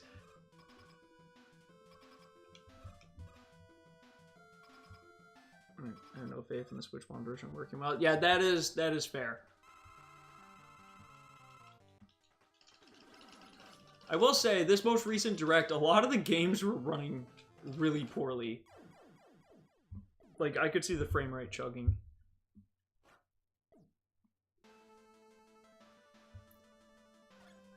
Alright, let's use Blade Man.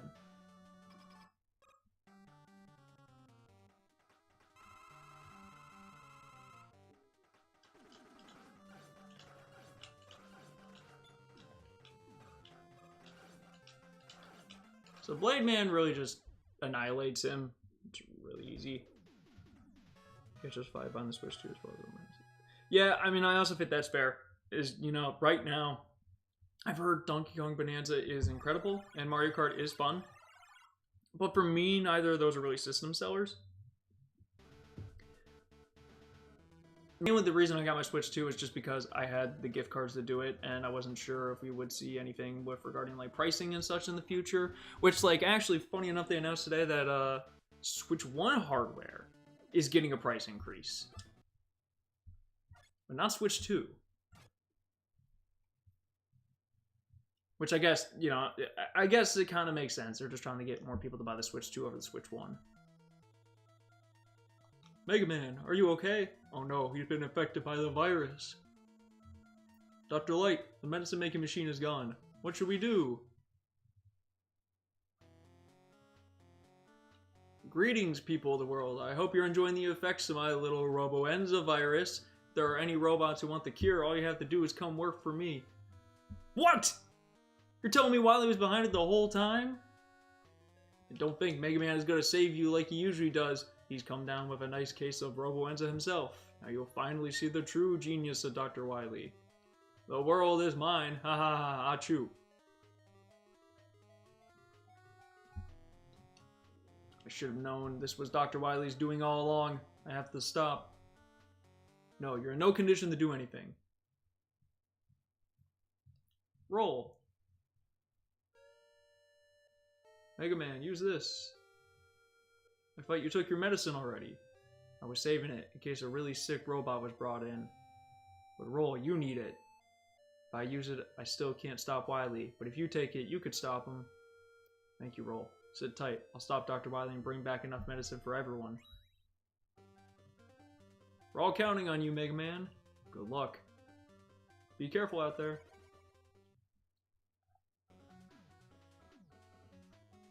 The Terrorist figured something like that was coming now. Yeah. That's kind of why I made the jump when I did. Alright. I have 462 of these. So.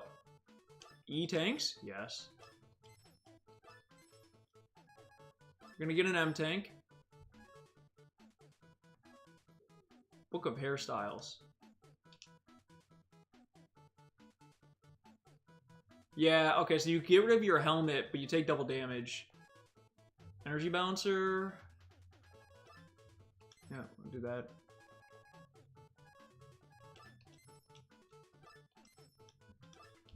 E-tanks all the way, baby.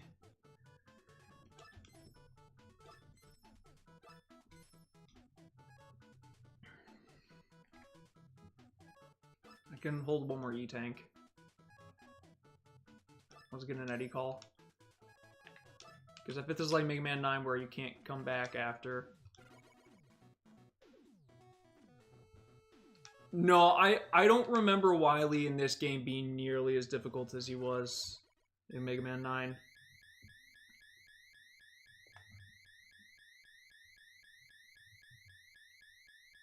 But the theming on the first Wily stage here is sick.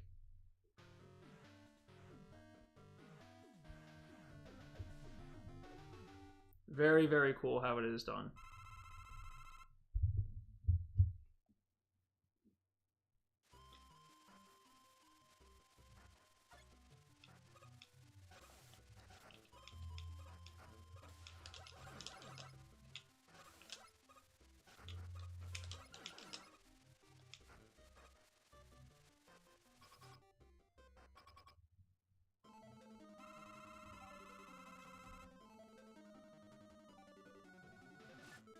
I think the weakness is Blade Man. So this is, to me, is Doc Robots done right. Okay, they each have different weaknesses. No, not that, not that. Not that. I don't remember what his weakness is.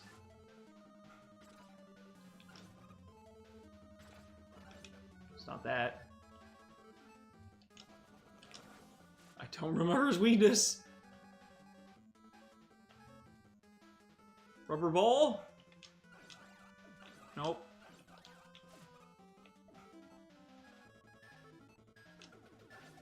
Nope, not that. Okay. Trying out all the powers in order to get to work. So, definitely Blade Man on Woodman makes sense. What beats Strike? And what beats Gemini? A water on Elec would make sense. Okay, I'm losing all my health before I even get into the Bloody Castle.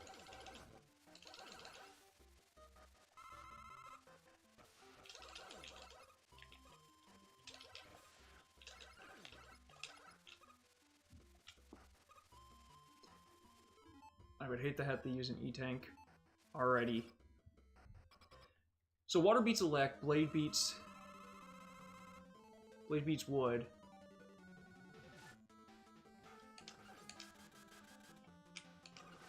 Okay, that makes sense. So then all we're really left with is Solar? No. What the heck is your weakness? Crash Bomb? And not the Crash Bomb, the Commando Bomb? What the hell was Gemini's weakness? I guess I could just Buster it. Like, do I really need to know his weakness?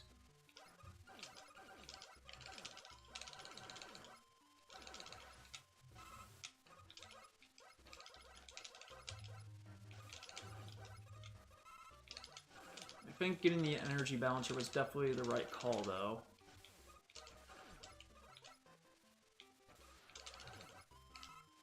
Oh.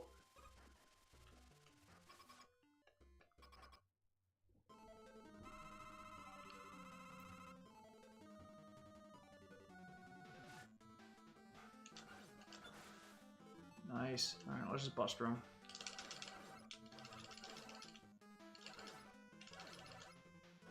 God damn it. Alright. I think you are weak to this. I was incorrect in my assumption.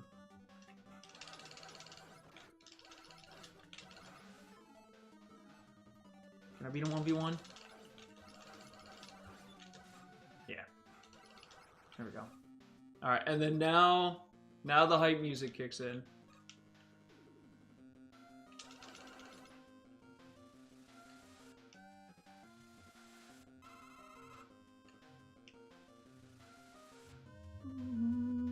And I love this song.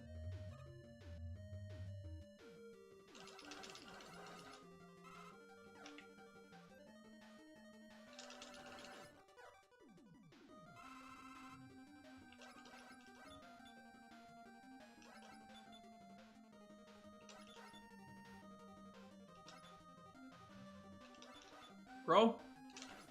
Oh, now you do it.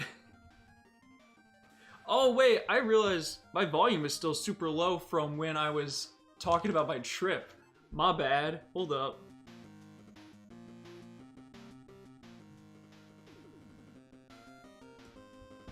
Is that better? Is that a better volume level, or is it too loud?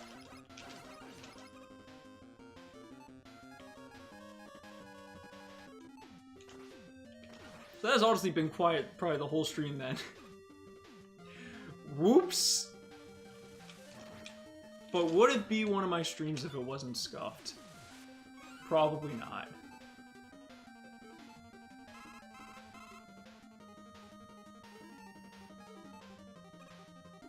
It'd be funny if I actually made it even more scuffed.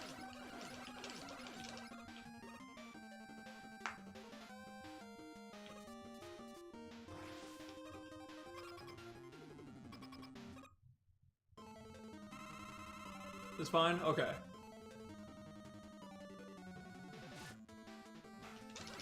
Oh, God! You know what? I have 9. We're using 1.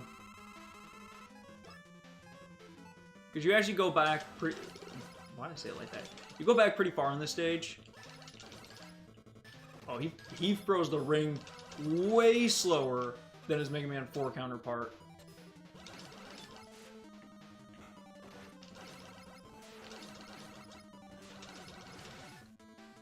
Flame Man.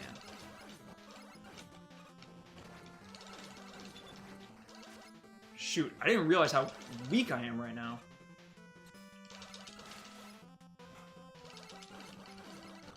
There we go. Whew. Oh, it's not over yet. No, the dreaded mice! No!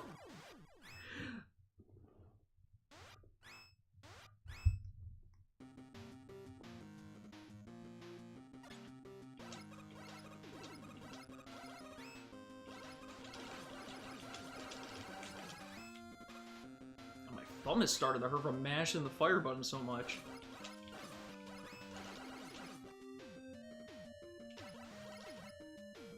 I'm just running.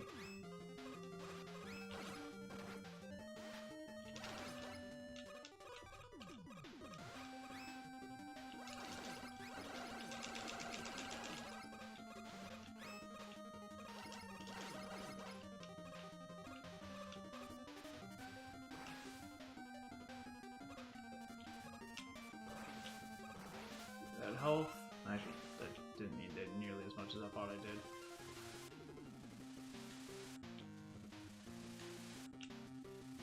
But I do want this.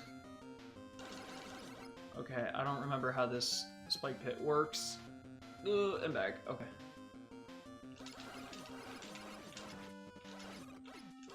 Wait, actually, I think you want these ones. No, it doesn't really matter.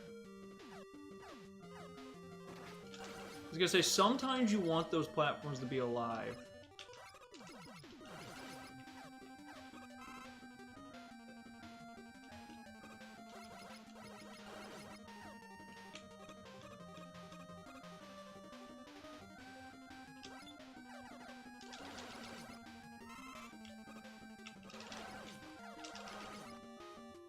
Seeing those mice reminds you of the Pokemon Sword Shield card. Oh my gosh, yeah. There was another game too where that happened.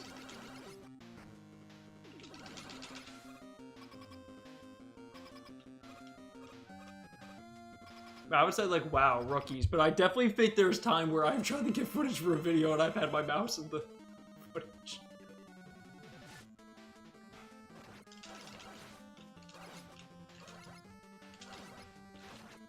Yeah. I'm false, man. Okay, I'm getting lit up.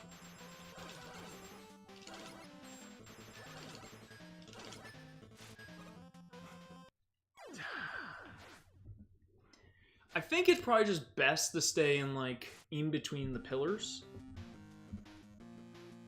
Because they seem to go to the edges or the center.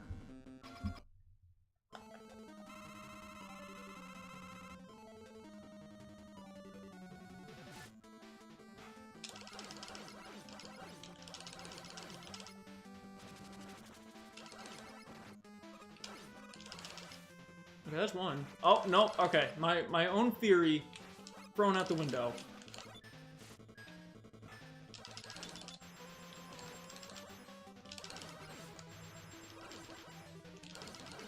Surely his weakness is solar. I have no idea what the heck your weak... Oh, well, wait.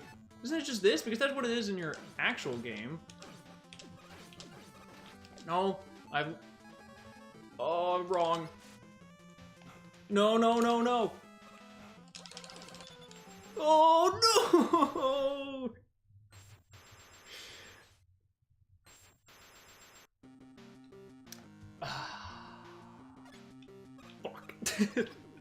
Son of a gun.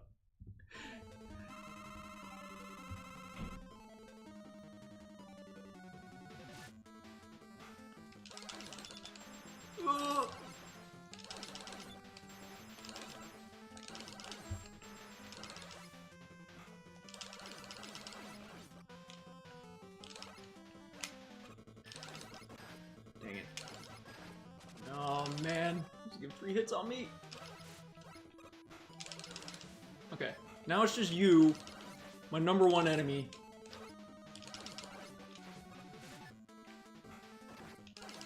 He just knows where I'm gonna be. Alright, we got him. Oh my lord. You tweeted earlier today, what is your favorite track in the Xenoblade DLCs? Ooh. Okay, Future Connected. Probably the Fog King. Like Final Battle theme. Torna? It would have to be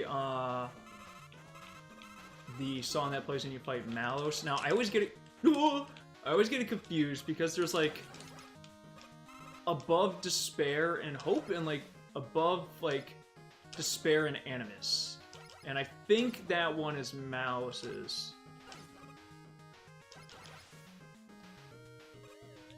But I really like that one. And for Future Redeemed, I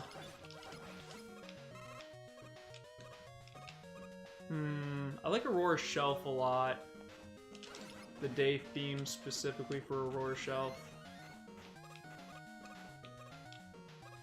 But also Redeem the Future is good. Oh, there's an E-Tank there?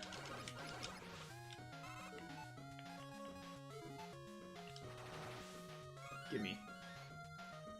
Why would I ever go that bottom route to get it?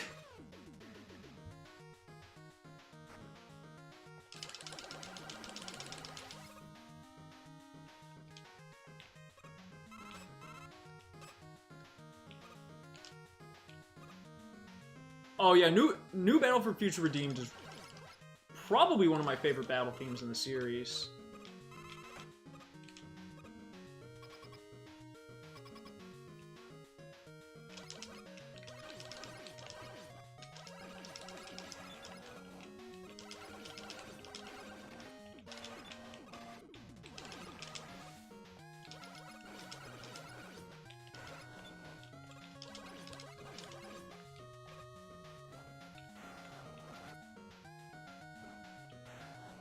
Please get down here.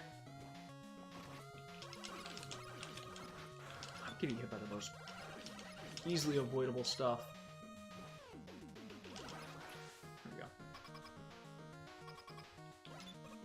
Oh, this is a Crusher segment.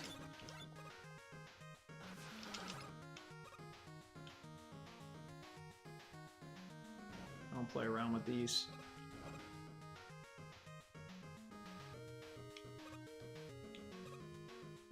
Okay, what's the pattern on this? And then the other one goes down? Yeah.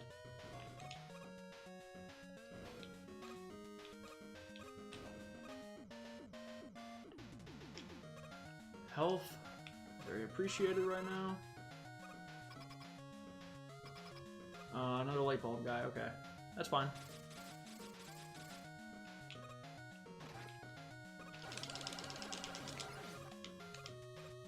Again, I could destroy one of these.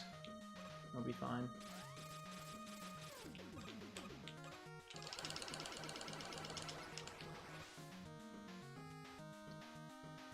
Oh! Oh! I was like, I remember there is some sort of tomfoolery in this section.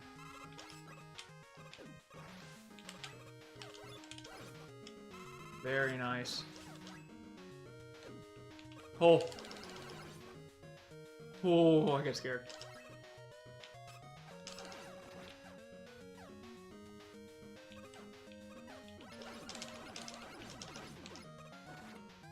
Oh, that snowman's gonna be annoying. I would love to get that.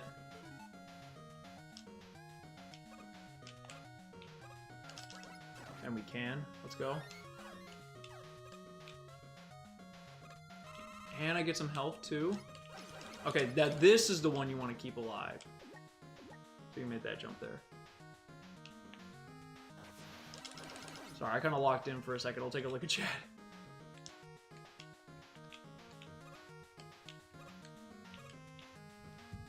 Pompey's Fiend from Future connected Gormott from Torn, and I think Redeem the Future. I think that's a pretty good lineup. Okay, so that one, and this one. Okay. Poor man got crushed. You do the crushing, you'll get crushed.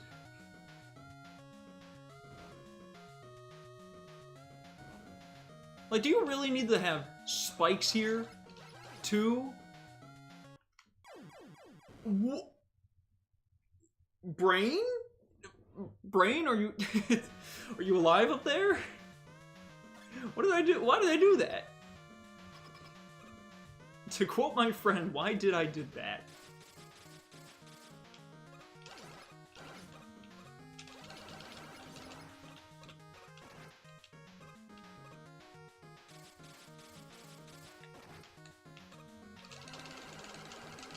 You know, speaking of squids, one of the cool things I did see when I was in kind of like the final days of the trip, we went to an aquarium in Osaka. Now, I love aquariums. Big aquarium guy. So, I really enjoyed that. They had whale sharks there, which is super hype. Like, when do you ever see whale sharks? The answer is never. Except for maybe you have. And if you have, that's cool.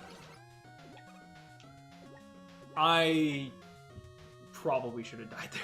Holy crap.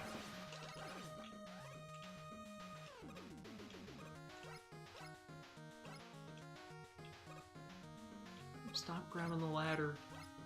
No, I don't even need to go up. Why am I... I don't even need to hold up. Your brain's still back in Japan. Yeah, honestly... There was a time where we were driving in America, and I was like, are we in Japan? My schedule was so thrown off. Like I said, no!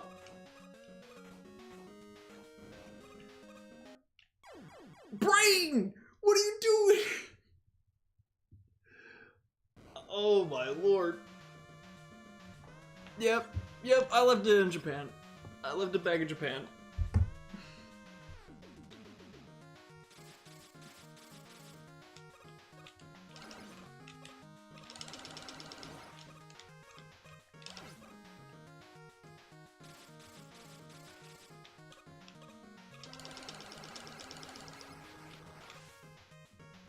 Okay, hold right.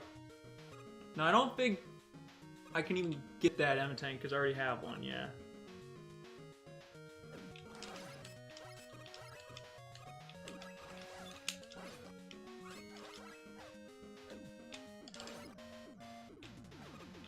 Like, what's amazing me is I'm doing this section, like, pretty much flawlessly.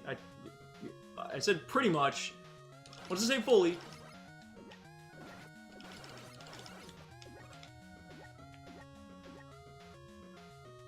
Gotta go back and get it now. No, not another 13-hour flight, please. Spare me.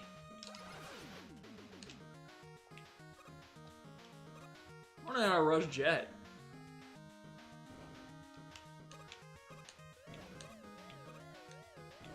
Okay, maybe I got a little greedy there. Okay, I'm starting to get a little greedy.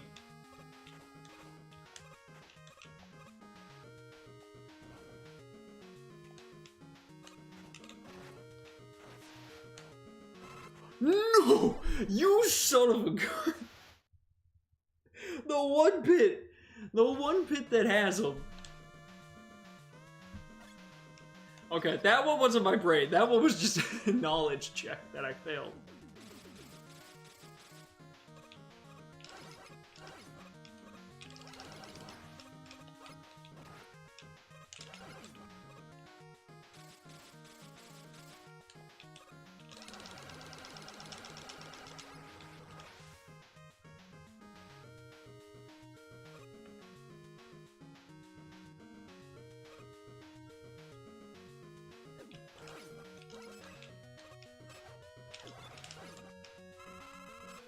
Alright, this is the run.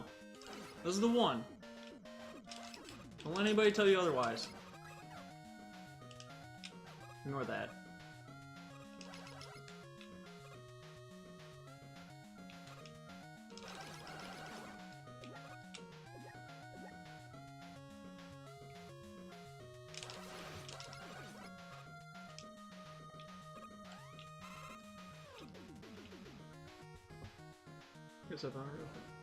Thank you for your service.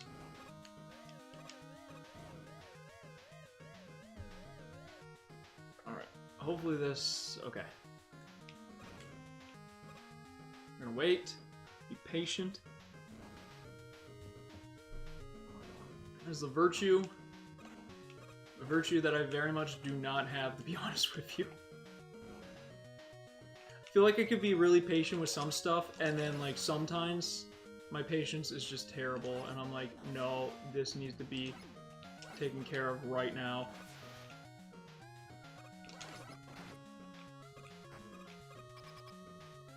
Alright. Is this a devil? I don't remember what this boss is. Crab Puncher. Oh, it's you!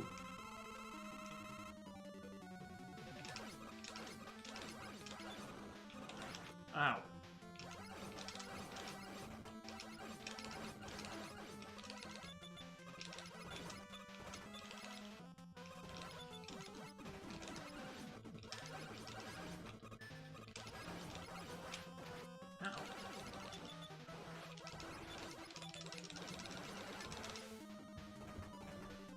Gotta get the top half.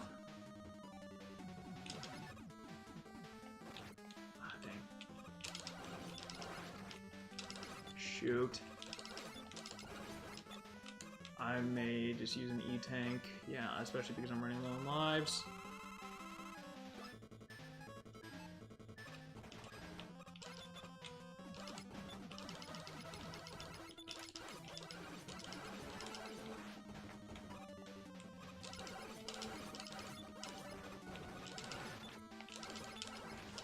There we go.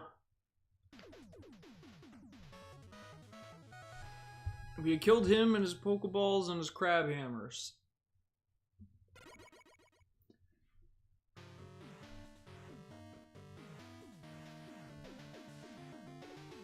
Now you may be like, why is the castle... Why is it so zoomed in on the feet of the castle? There is a reason.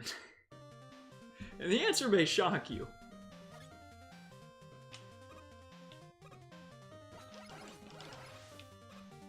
I do remember liking this song quite a bit. Ow.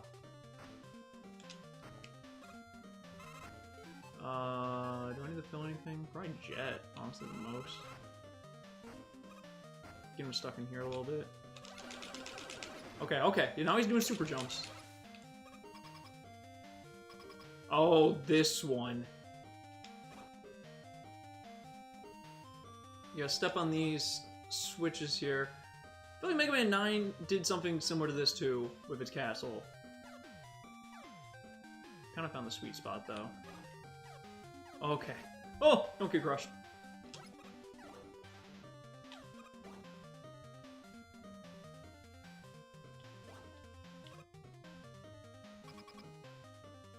The stream will contain Dr. Wily feet-size spoilers.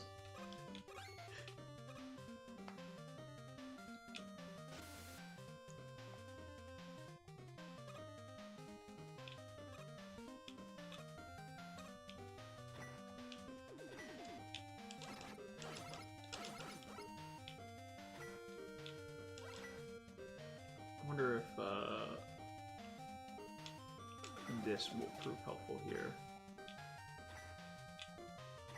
Oh, this jump.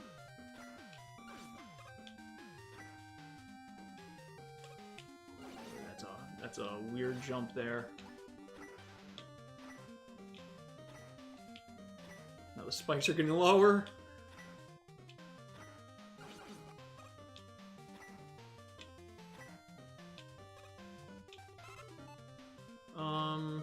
Let's get more coil. I mean, I guess the energy balancer probably would have taken care of that if I just went back to neutral, but...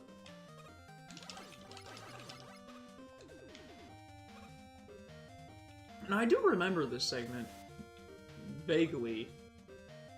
I remember not liking this guy's enemy placement. I remember hating that ladder because there's barely anything to grip onto.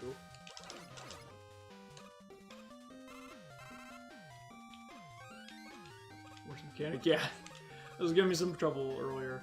Oh, we got another one of these.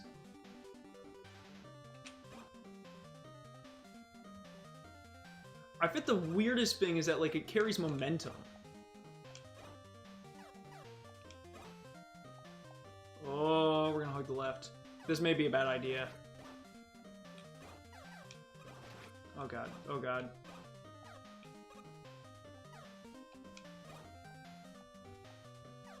Are we there? We're there! Okay, cool. Is this the end of the stage? No. That would be too nice. I want that extra life. So here's what I'm gonna try and do.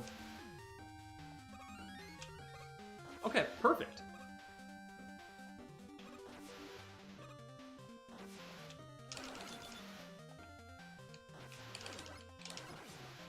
How did I not get hit by the point blank one, but then the one that was like, I clearly had enough time to dodge. I do want that health, so there we go.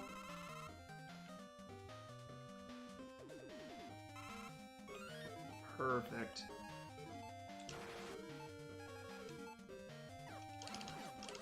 Look at that, we got some resources in this stage. Welcome back, Anthony. Oh no. It is a devil. Now, I think this is the one you could fall through. I think I said in, like, Mega Man 9 you could fall through it. I'm pretty sure this is the one where it happens. There's always gotta be a devil. What is your weakness? Oh gosh, I have no idea what his weakness is.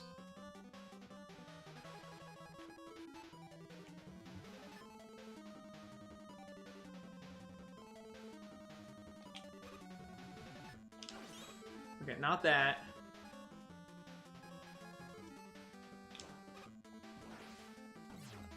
Oh god, that's a big projectile. Not that. Wait. It does a good amount of damage, even if it's not his weakness. Don't jump there. Okay, jump there though.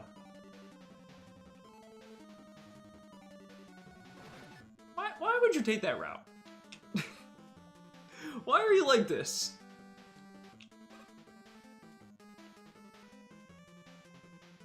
And then...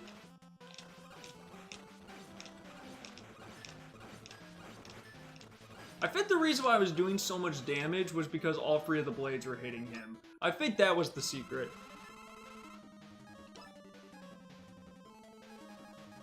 Which, like, that's fine. I'll abuse that again.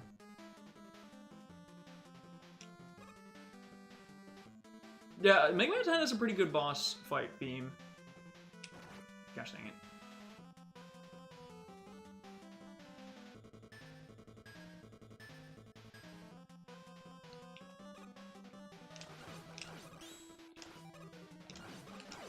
There we go. Okay. We're almost there to the end of this. How long have we been streaming for this one? Started at 6:17. It has been a little over 2 hours.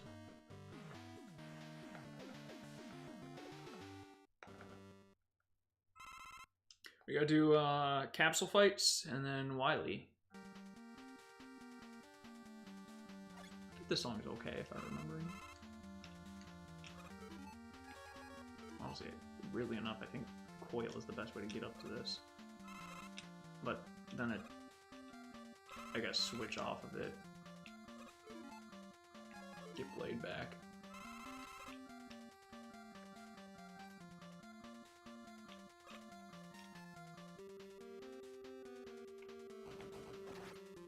I mean, I could get an extra life if I went that way, I guess. Ah, gosh dang it. Maybe it's just better to go that way with the way. Bro, yeah, alright, you know what, we're going the other way. I didn't like that ladder anyways.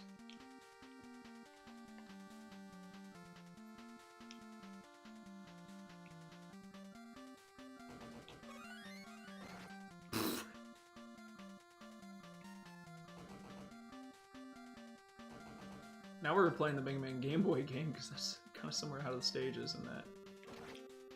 No, don't fall all the way down. You know what? Funny enough, I need that health. Like, I guess I could have gotten an E-Tank if I went to the other side, and I technically still could go get one, but like, maybe famous last words. I have 8 E-Tanks.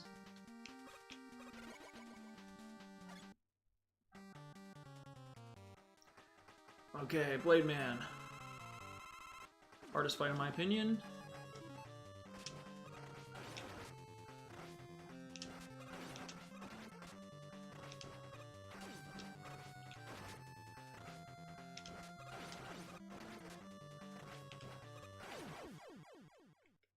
Yeah, I think out of the 8 Robot Masters, I think Blade Man is the most difficult. Because I'm always just so focused on trying to hit him that I don't even, like, try to dodge, really.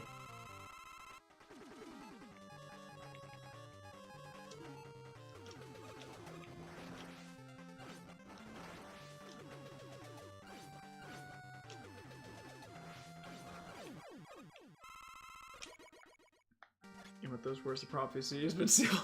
No, please don't.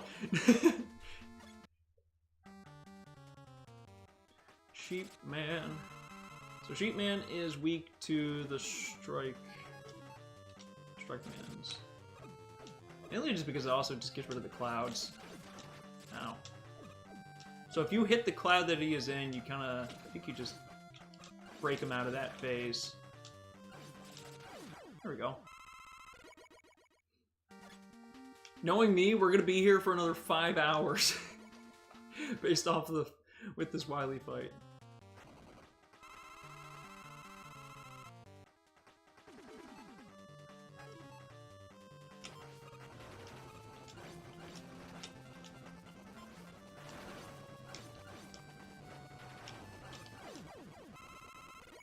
Nice and easy. Pump Man. Look at the way the water looks here. Alright, let's not screw up this time and actually kill him with Sheep Man's power. Bro, why'd you have to do it there?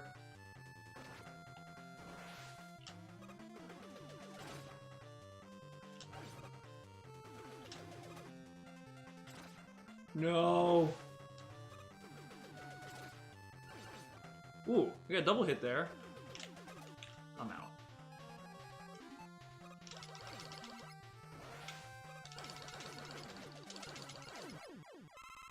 Alright.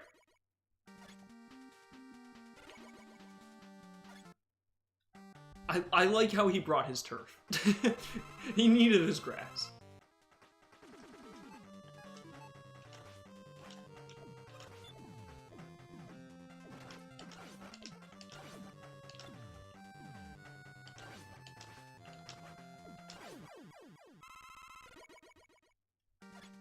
Alright, one of these is Nitro, and one of these is Chill. Please be Chill.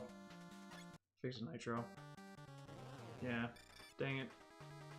So normally the way that you beat Nitro Man is you want to put the ice on the ground and hit him with the, so he runs over the spikes. But again, I just like this fight with Mega Buster, so...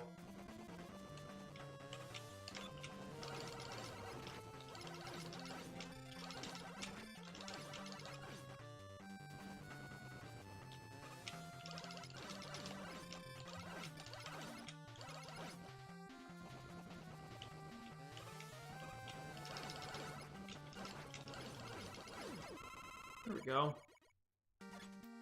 There was like an achievement to like beat that fight without getting hit on the classic version. I mean, sure, it's in this version too, but yeah, I do remember grinding that out.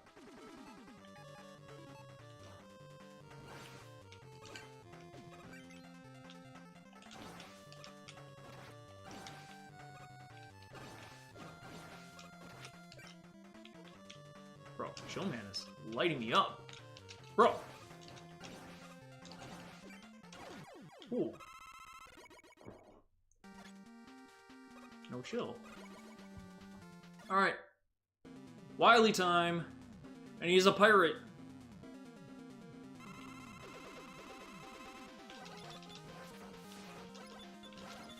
You shoot him in the eyes?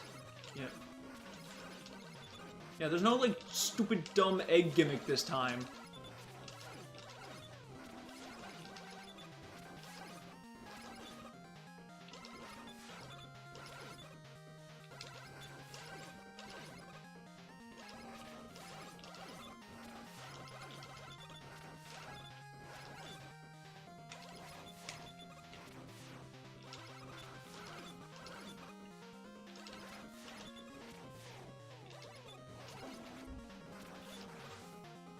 You know what? Honestly, I have enough E-Tanks. We're just doing it. We are going to first try this one. With the power of spamming E-Tanks. Now, I don't remember what your weakness is at all.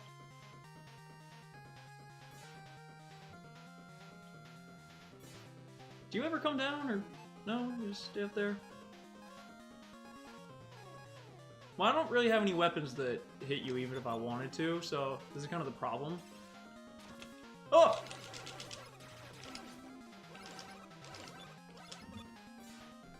Yeah, I don't remember what your weakness is in the slightest. No.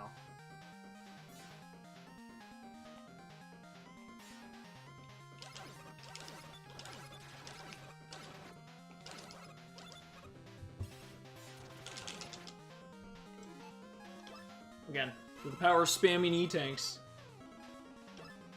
Yeah, the Great Egg incident of Mega Man 9 was not a pleasant time.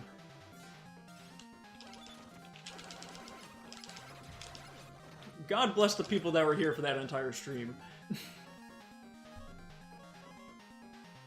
Maybe his Showman? We're gonna try this when he descends.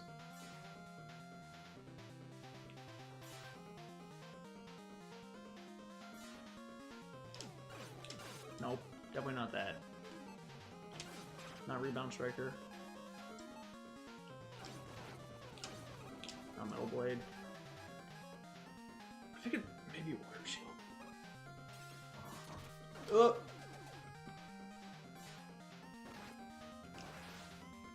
You know, it makes sense if it was Water Shield because then I can actually hit him when he's up there too. Oh yeah, that's his weakness.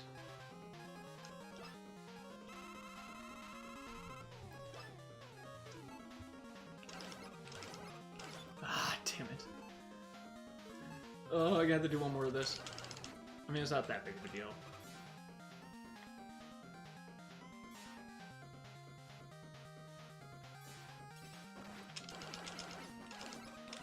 Got him.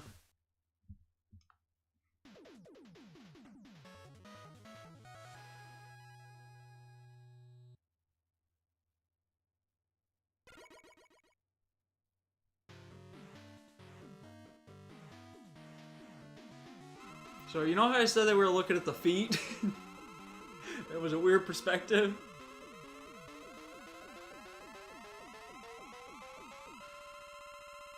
There's your answer. And there we go. Actual final stage. And we got, like, no gravity. Now, it may actually not be bad to grind these to get weapon refills.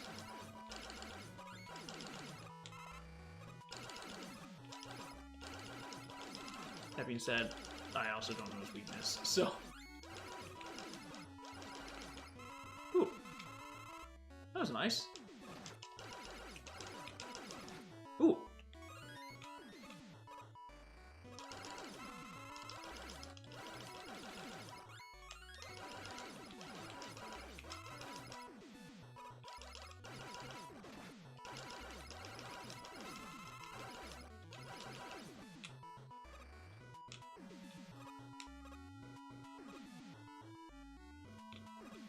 Now, is that an M or a W tank?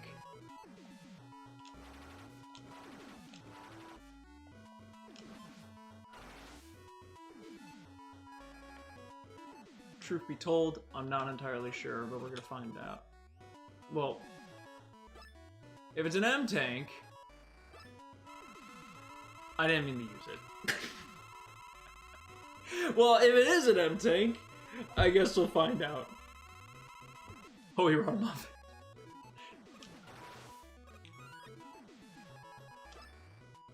It was a W-Tank.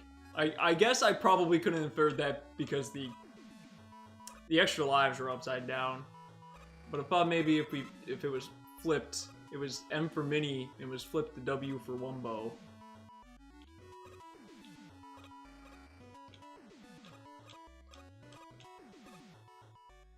Well, I don't have to refill anything at least.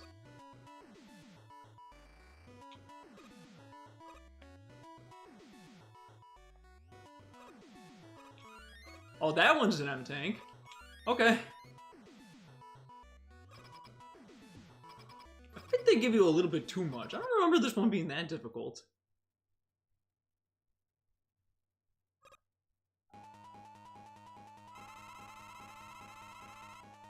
You gotta make sure you hit the right one.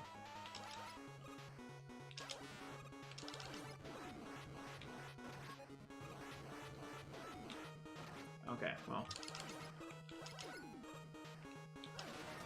Yeah, don't hit the wrong one, otherwise that happens.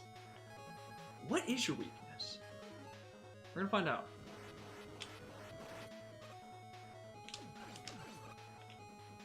Is it only doing one? No, that's doing good damage.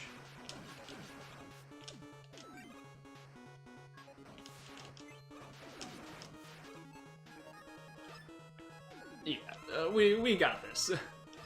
We got enough.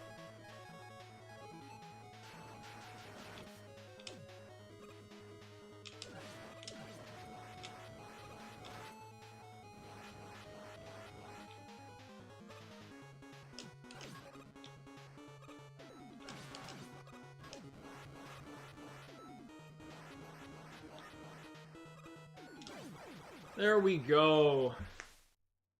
And that is Mega Man 10.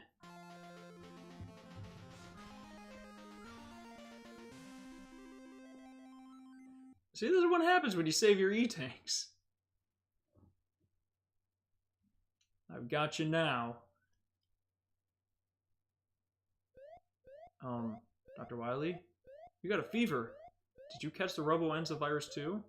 I'm a human, not a robot. I gotta get you to a hospital. A few days later.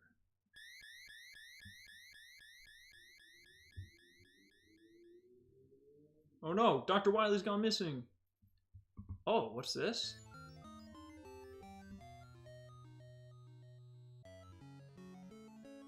Look, Dr. Wily did something nice for once in his life.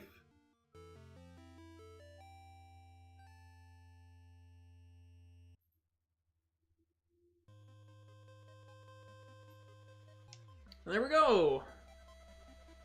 Yeah, it was actually first try. Not as good of a credit song as Mega Man 9, unfortunately.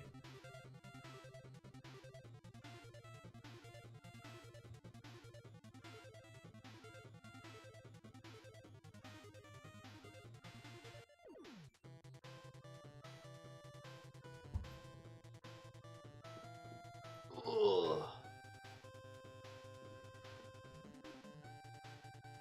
So with that, there's just two more.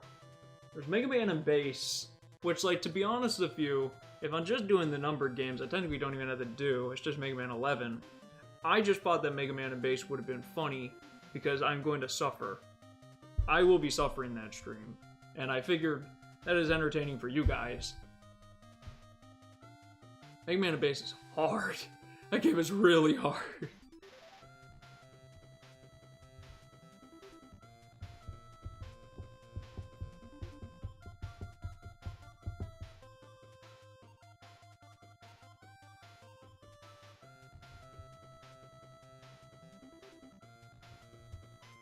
Developed by Inti Creates.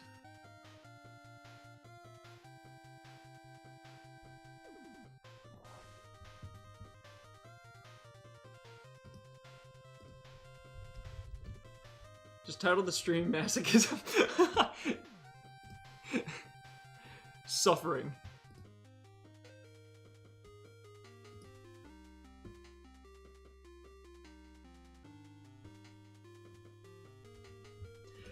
Yeah, it's mainly okay. So here's the reason why Mega Man Base in particular is really bad. If we're using the American version, is because there's horrendous screen crunch. I may try to get the Japanese version that doesn't have the screen crunch with the Super Nintendo and to get like an English patch, and that'll make it better. But even then, the final stages of that game, the castle stages, oh my god, King's Castle, get nightmare fuel.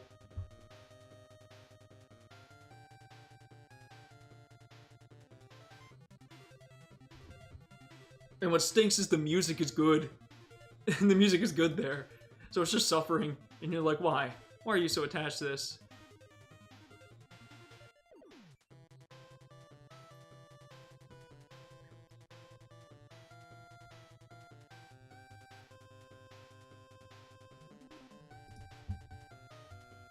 Mega Man 11 in pain. Now, Mega Man 11, I have heard from a lot of people, is not that hard. I only beat Mega Man 11 once, and I remember thinking some parts of it were pretty difficult. But I was also really stubborn and didn't use the double gear system that the game has. We'll talk more about it when we get to it, but with Mega Man 11, you could switch between slowing down time or powering yourself up. They're on, like, cooldowns. And they're pretty helpful for breaking through enemies, beating tough segments, and I'm just stubborn sometimes and don't use them when I really should.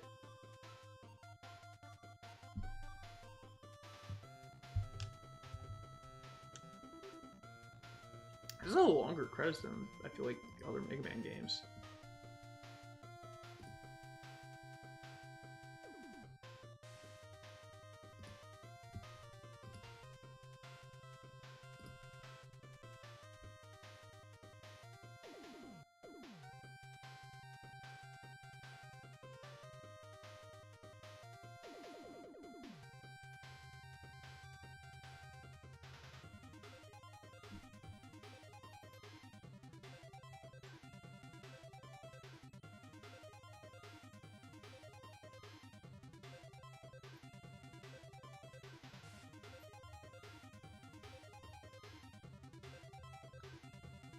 I want to see if some stuff unlocks, because if so, there's a couple things I want to do before ending stream off here.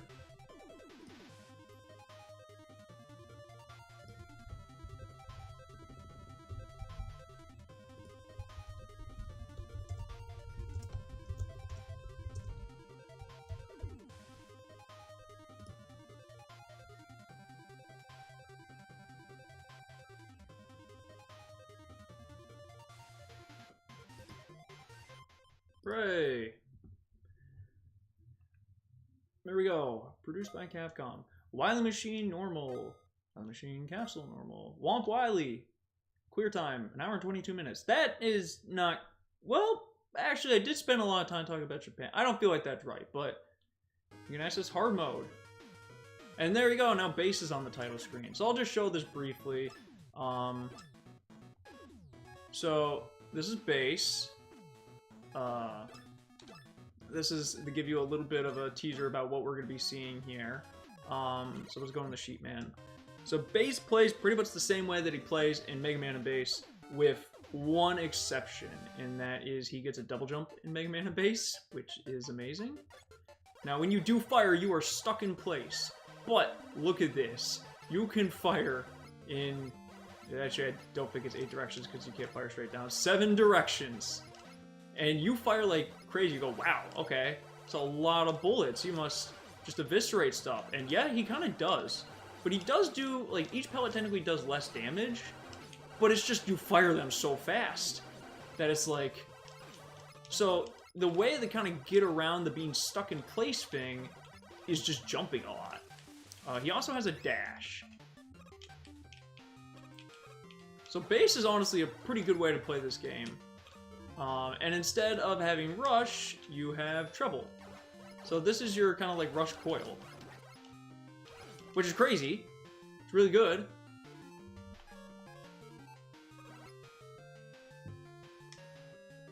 That you need the fire straight down. You know what? That's a fair point. Base, not Bates. Got it. Yeah, the Bates run of this game.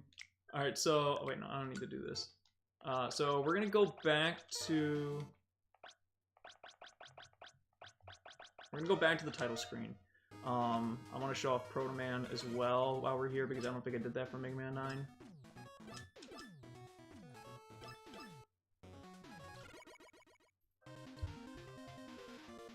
So Proto Man kind of the best way to describe it is like this is your Mega Man 4 through 8 Mega Man, right? So you get a charge shot, which like if you're super used to the sound effects like I am of the classic one, is gonna throw you off. He also can only have 2 pellets on screen at once, as opposed to Mega Man who can have 3. You have a slide. And this shield, when you jump, can block projectiles. But look how much... I've gotten hit twice, and I've already taken half my health bar. But you can see I'm blocking these here. Proto Man is very much the hard mode of these games. And if you're playing on hard with Proto Man, that is like max difficulty. I don't really enjoy playing as Proto Man that much, to be honest with you.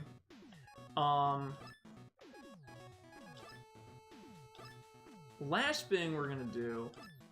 Actually, do they have the... Oh, I guess maybe you unlock that later? Normally there's a way to go fight... So you can, like, go and fight against the bosses just in, like, a challenge format. So, I'm gonna try and see if I could beat Nitro Man on hard. I'm gonna give it one attempt with 3 lives. To get there, kill him, all that kind of stuff. So, we'll see how this goes. This is the last thing here for the stream. If I'm good at the game... Oop. Sorry, I kind of had like a little bit of a... like a yawn thingy coming up there.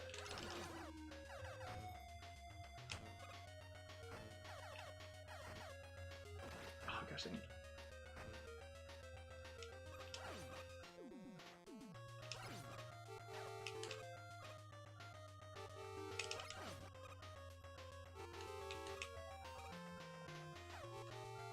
I didn't jump too early. Oh gosh. It's like, where's the sound effect? Like, this guy moves a lot faster at you too. So like, not only are there more enemies, but like enemies are like faster.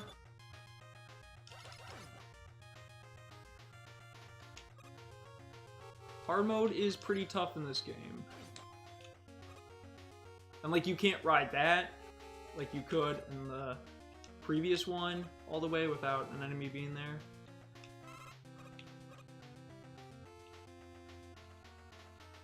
So, based off of how this run's going...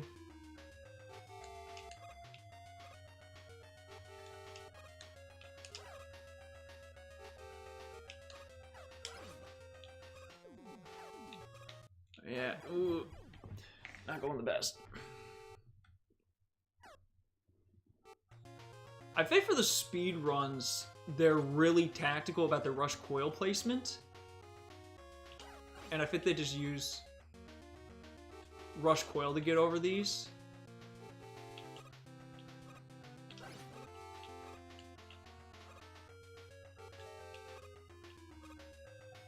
Because you gotta be careful of those spikes there.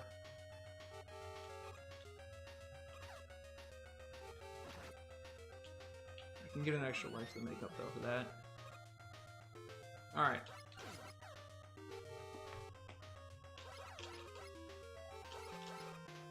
I was saying hit and run for that, but you eviscerated. Like even this, like this is mean placement. Like you can't really hit them where they're currently at, so you just kind of gotta.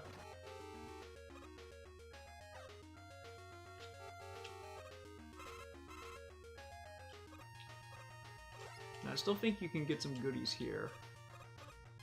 Now, on the challenge of this level, I don't think you get an E-Tank. Or, not of the level, but of Yeah, they just don't give you an E-Tank straight up. They put a bomb here.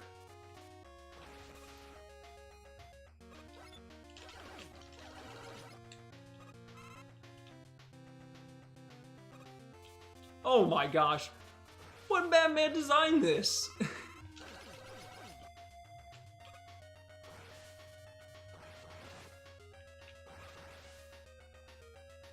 Oh, I could have got some stuff there.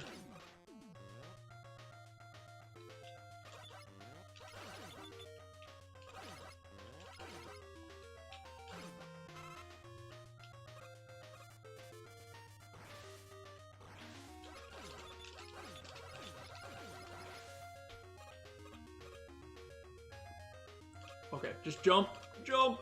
I know there's gonna be a Sniper Joe here.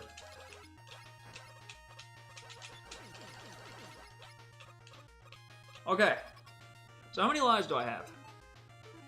I have 3 attempts to beat Nitro Man on hard. So you're gonna see, he's a lot faster. A lot faster. So watch this, after he goes into the... You have to pretty much hit both the jump button and the shoot button at the same time.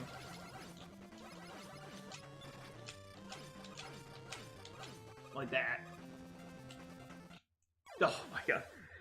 So yeah, it is a tough fight. But it's like you're constantly moving. You gotta be smart with your, like, where you're placing yourself. To me, this has always been one of the most fun fights in the entire series.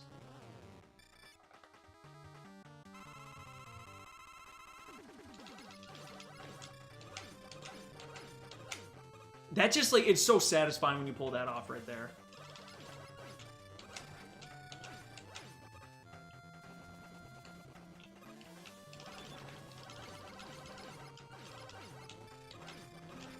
You gotta watch out for that ceiling one, too.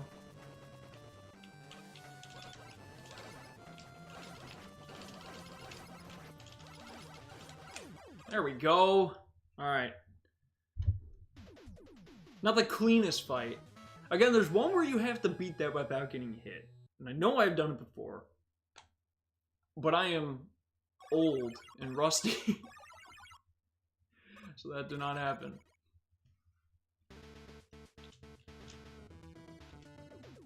But a win is a win.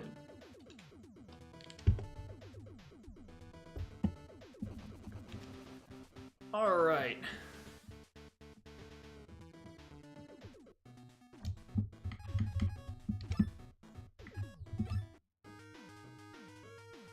Yeah, it's just a fast-paced fight. Like, I feel like Mega Man typically, like, there may be some waiting for, like, an opening, and there is some there, but you're able to, like, sneak in hits there, even in, like, their aggressive phase, and I really like that. But yeah, guys, that's gonna be it for our stream here. So thank y'all for tuning in and watching, for coming back for the return stream. Yeah, and hopefully you enjoyed yourself. We'll be back with Mega Man 11 at some point, probably next week, maybe Monday, maybe Wednesday. I go back to work on Wednesday, but yeah, we'll see. I want to get for the last 2 Mega Man games for sure. But again, thank you all for coming and hanging out. I hope you all have a great weekend, and yeah, enjoy yourselves.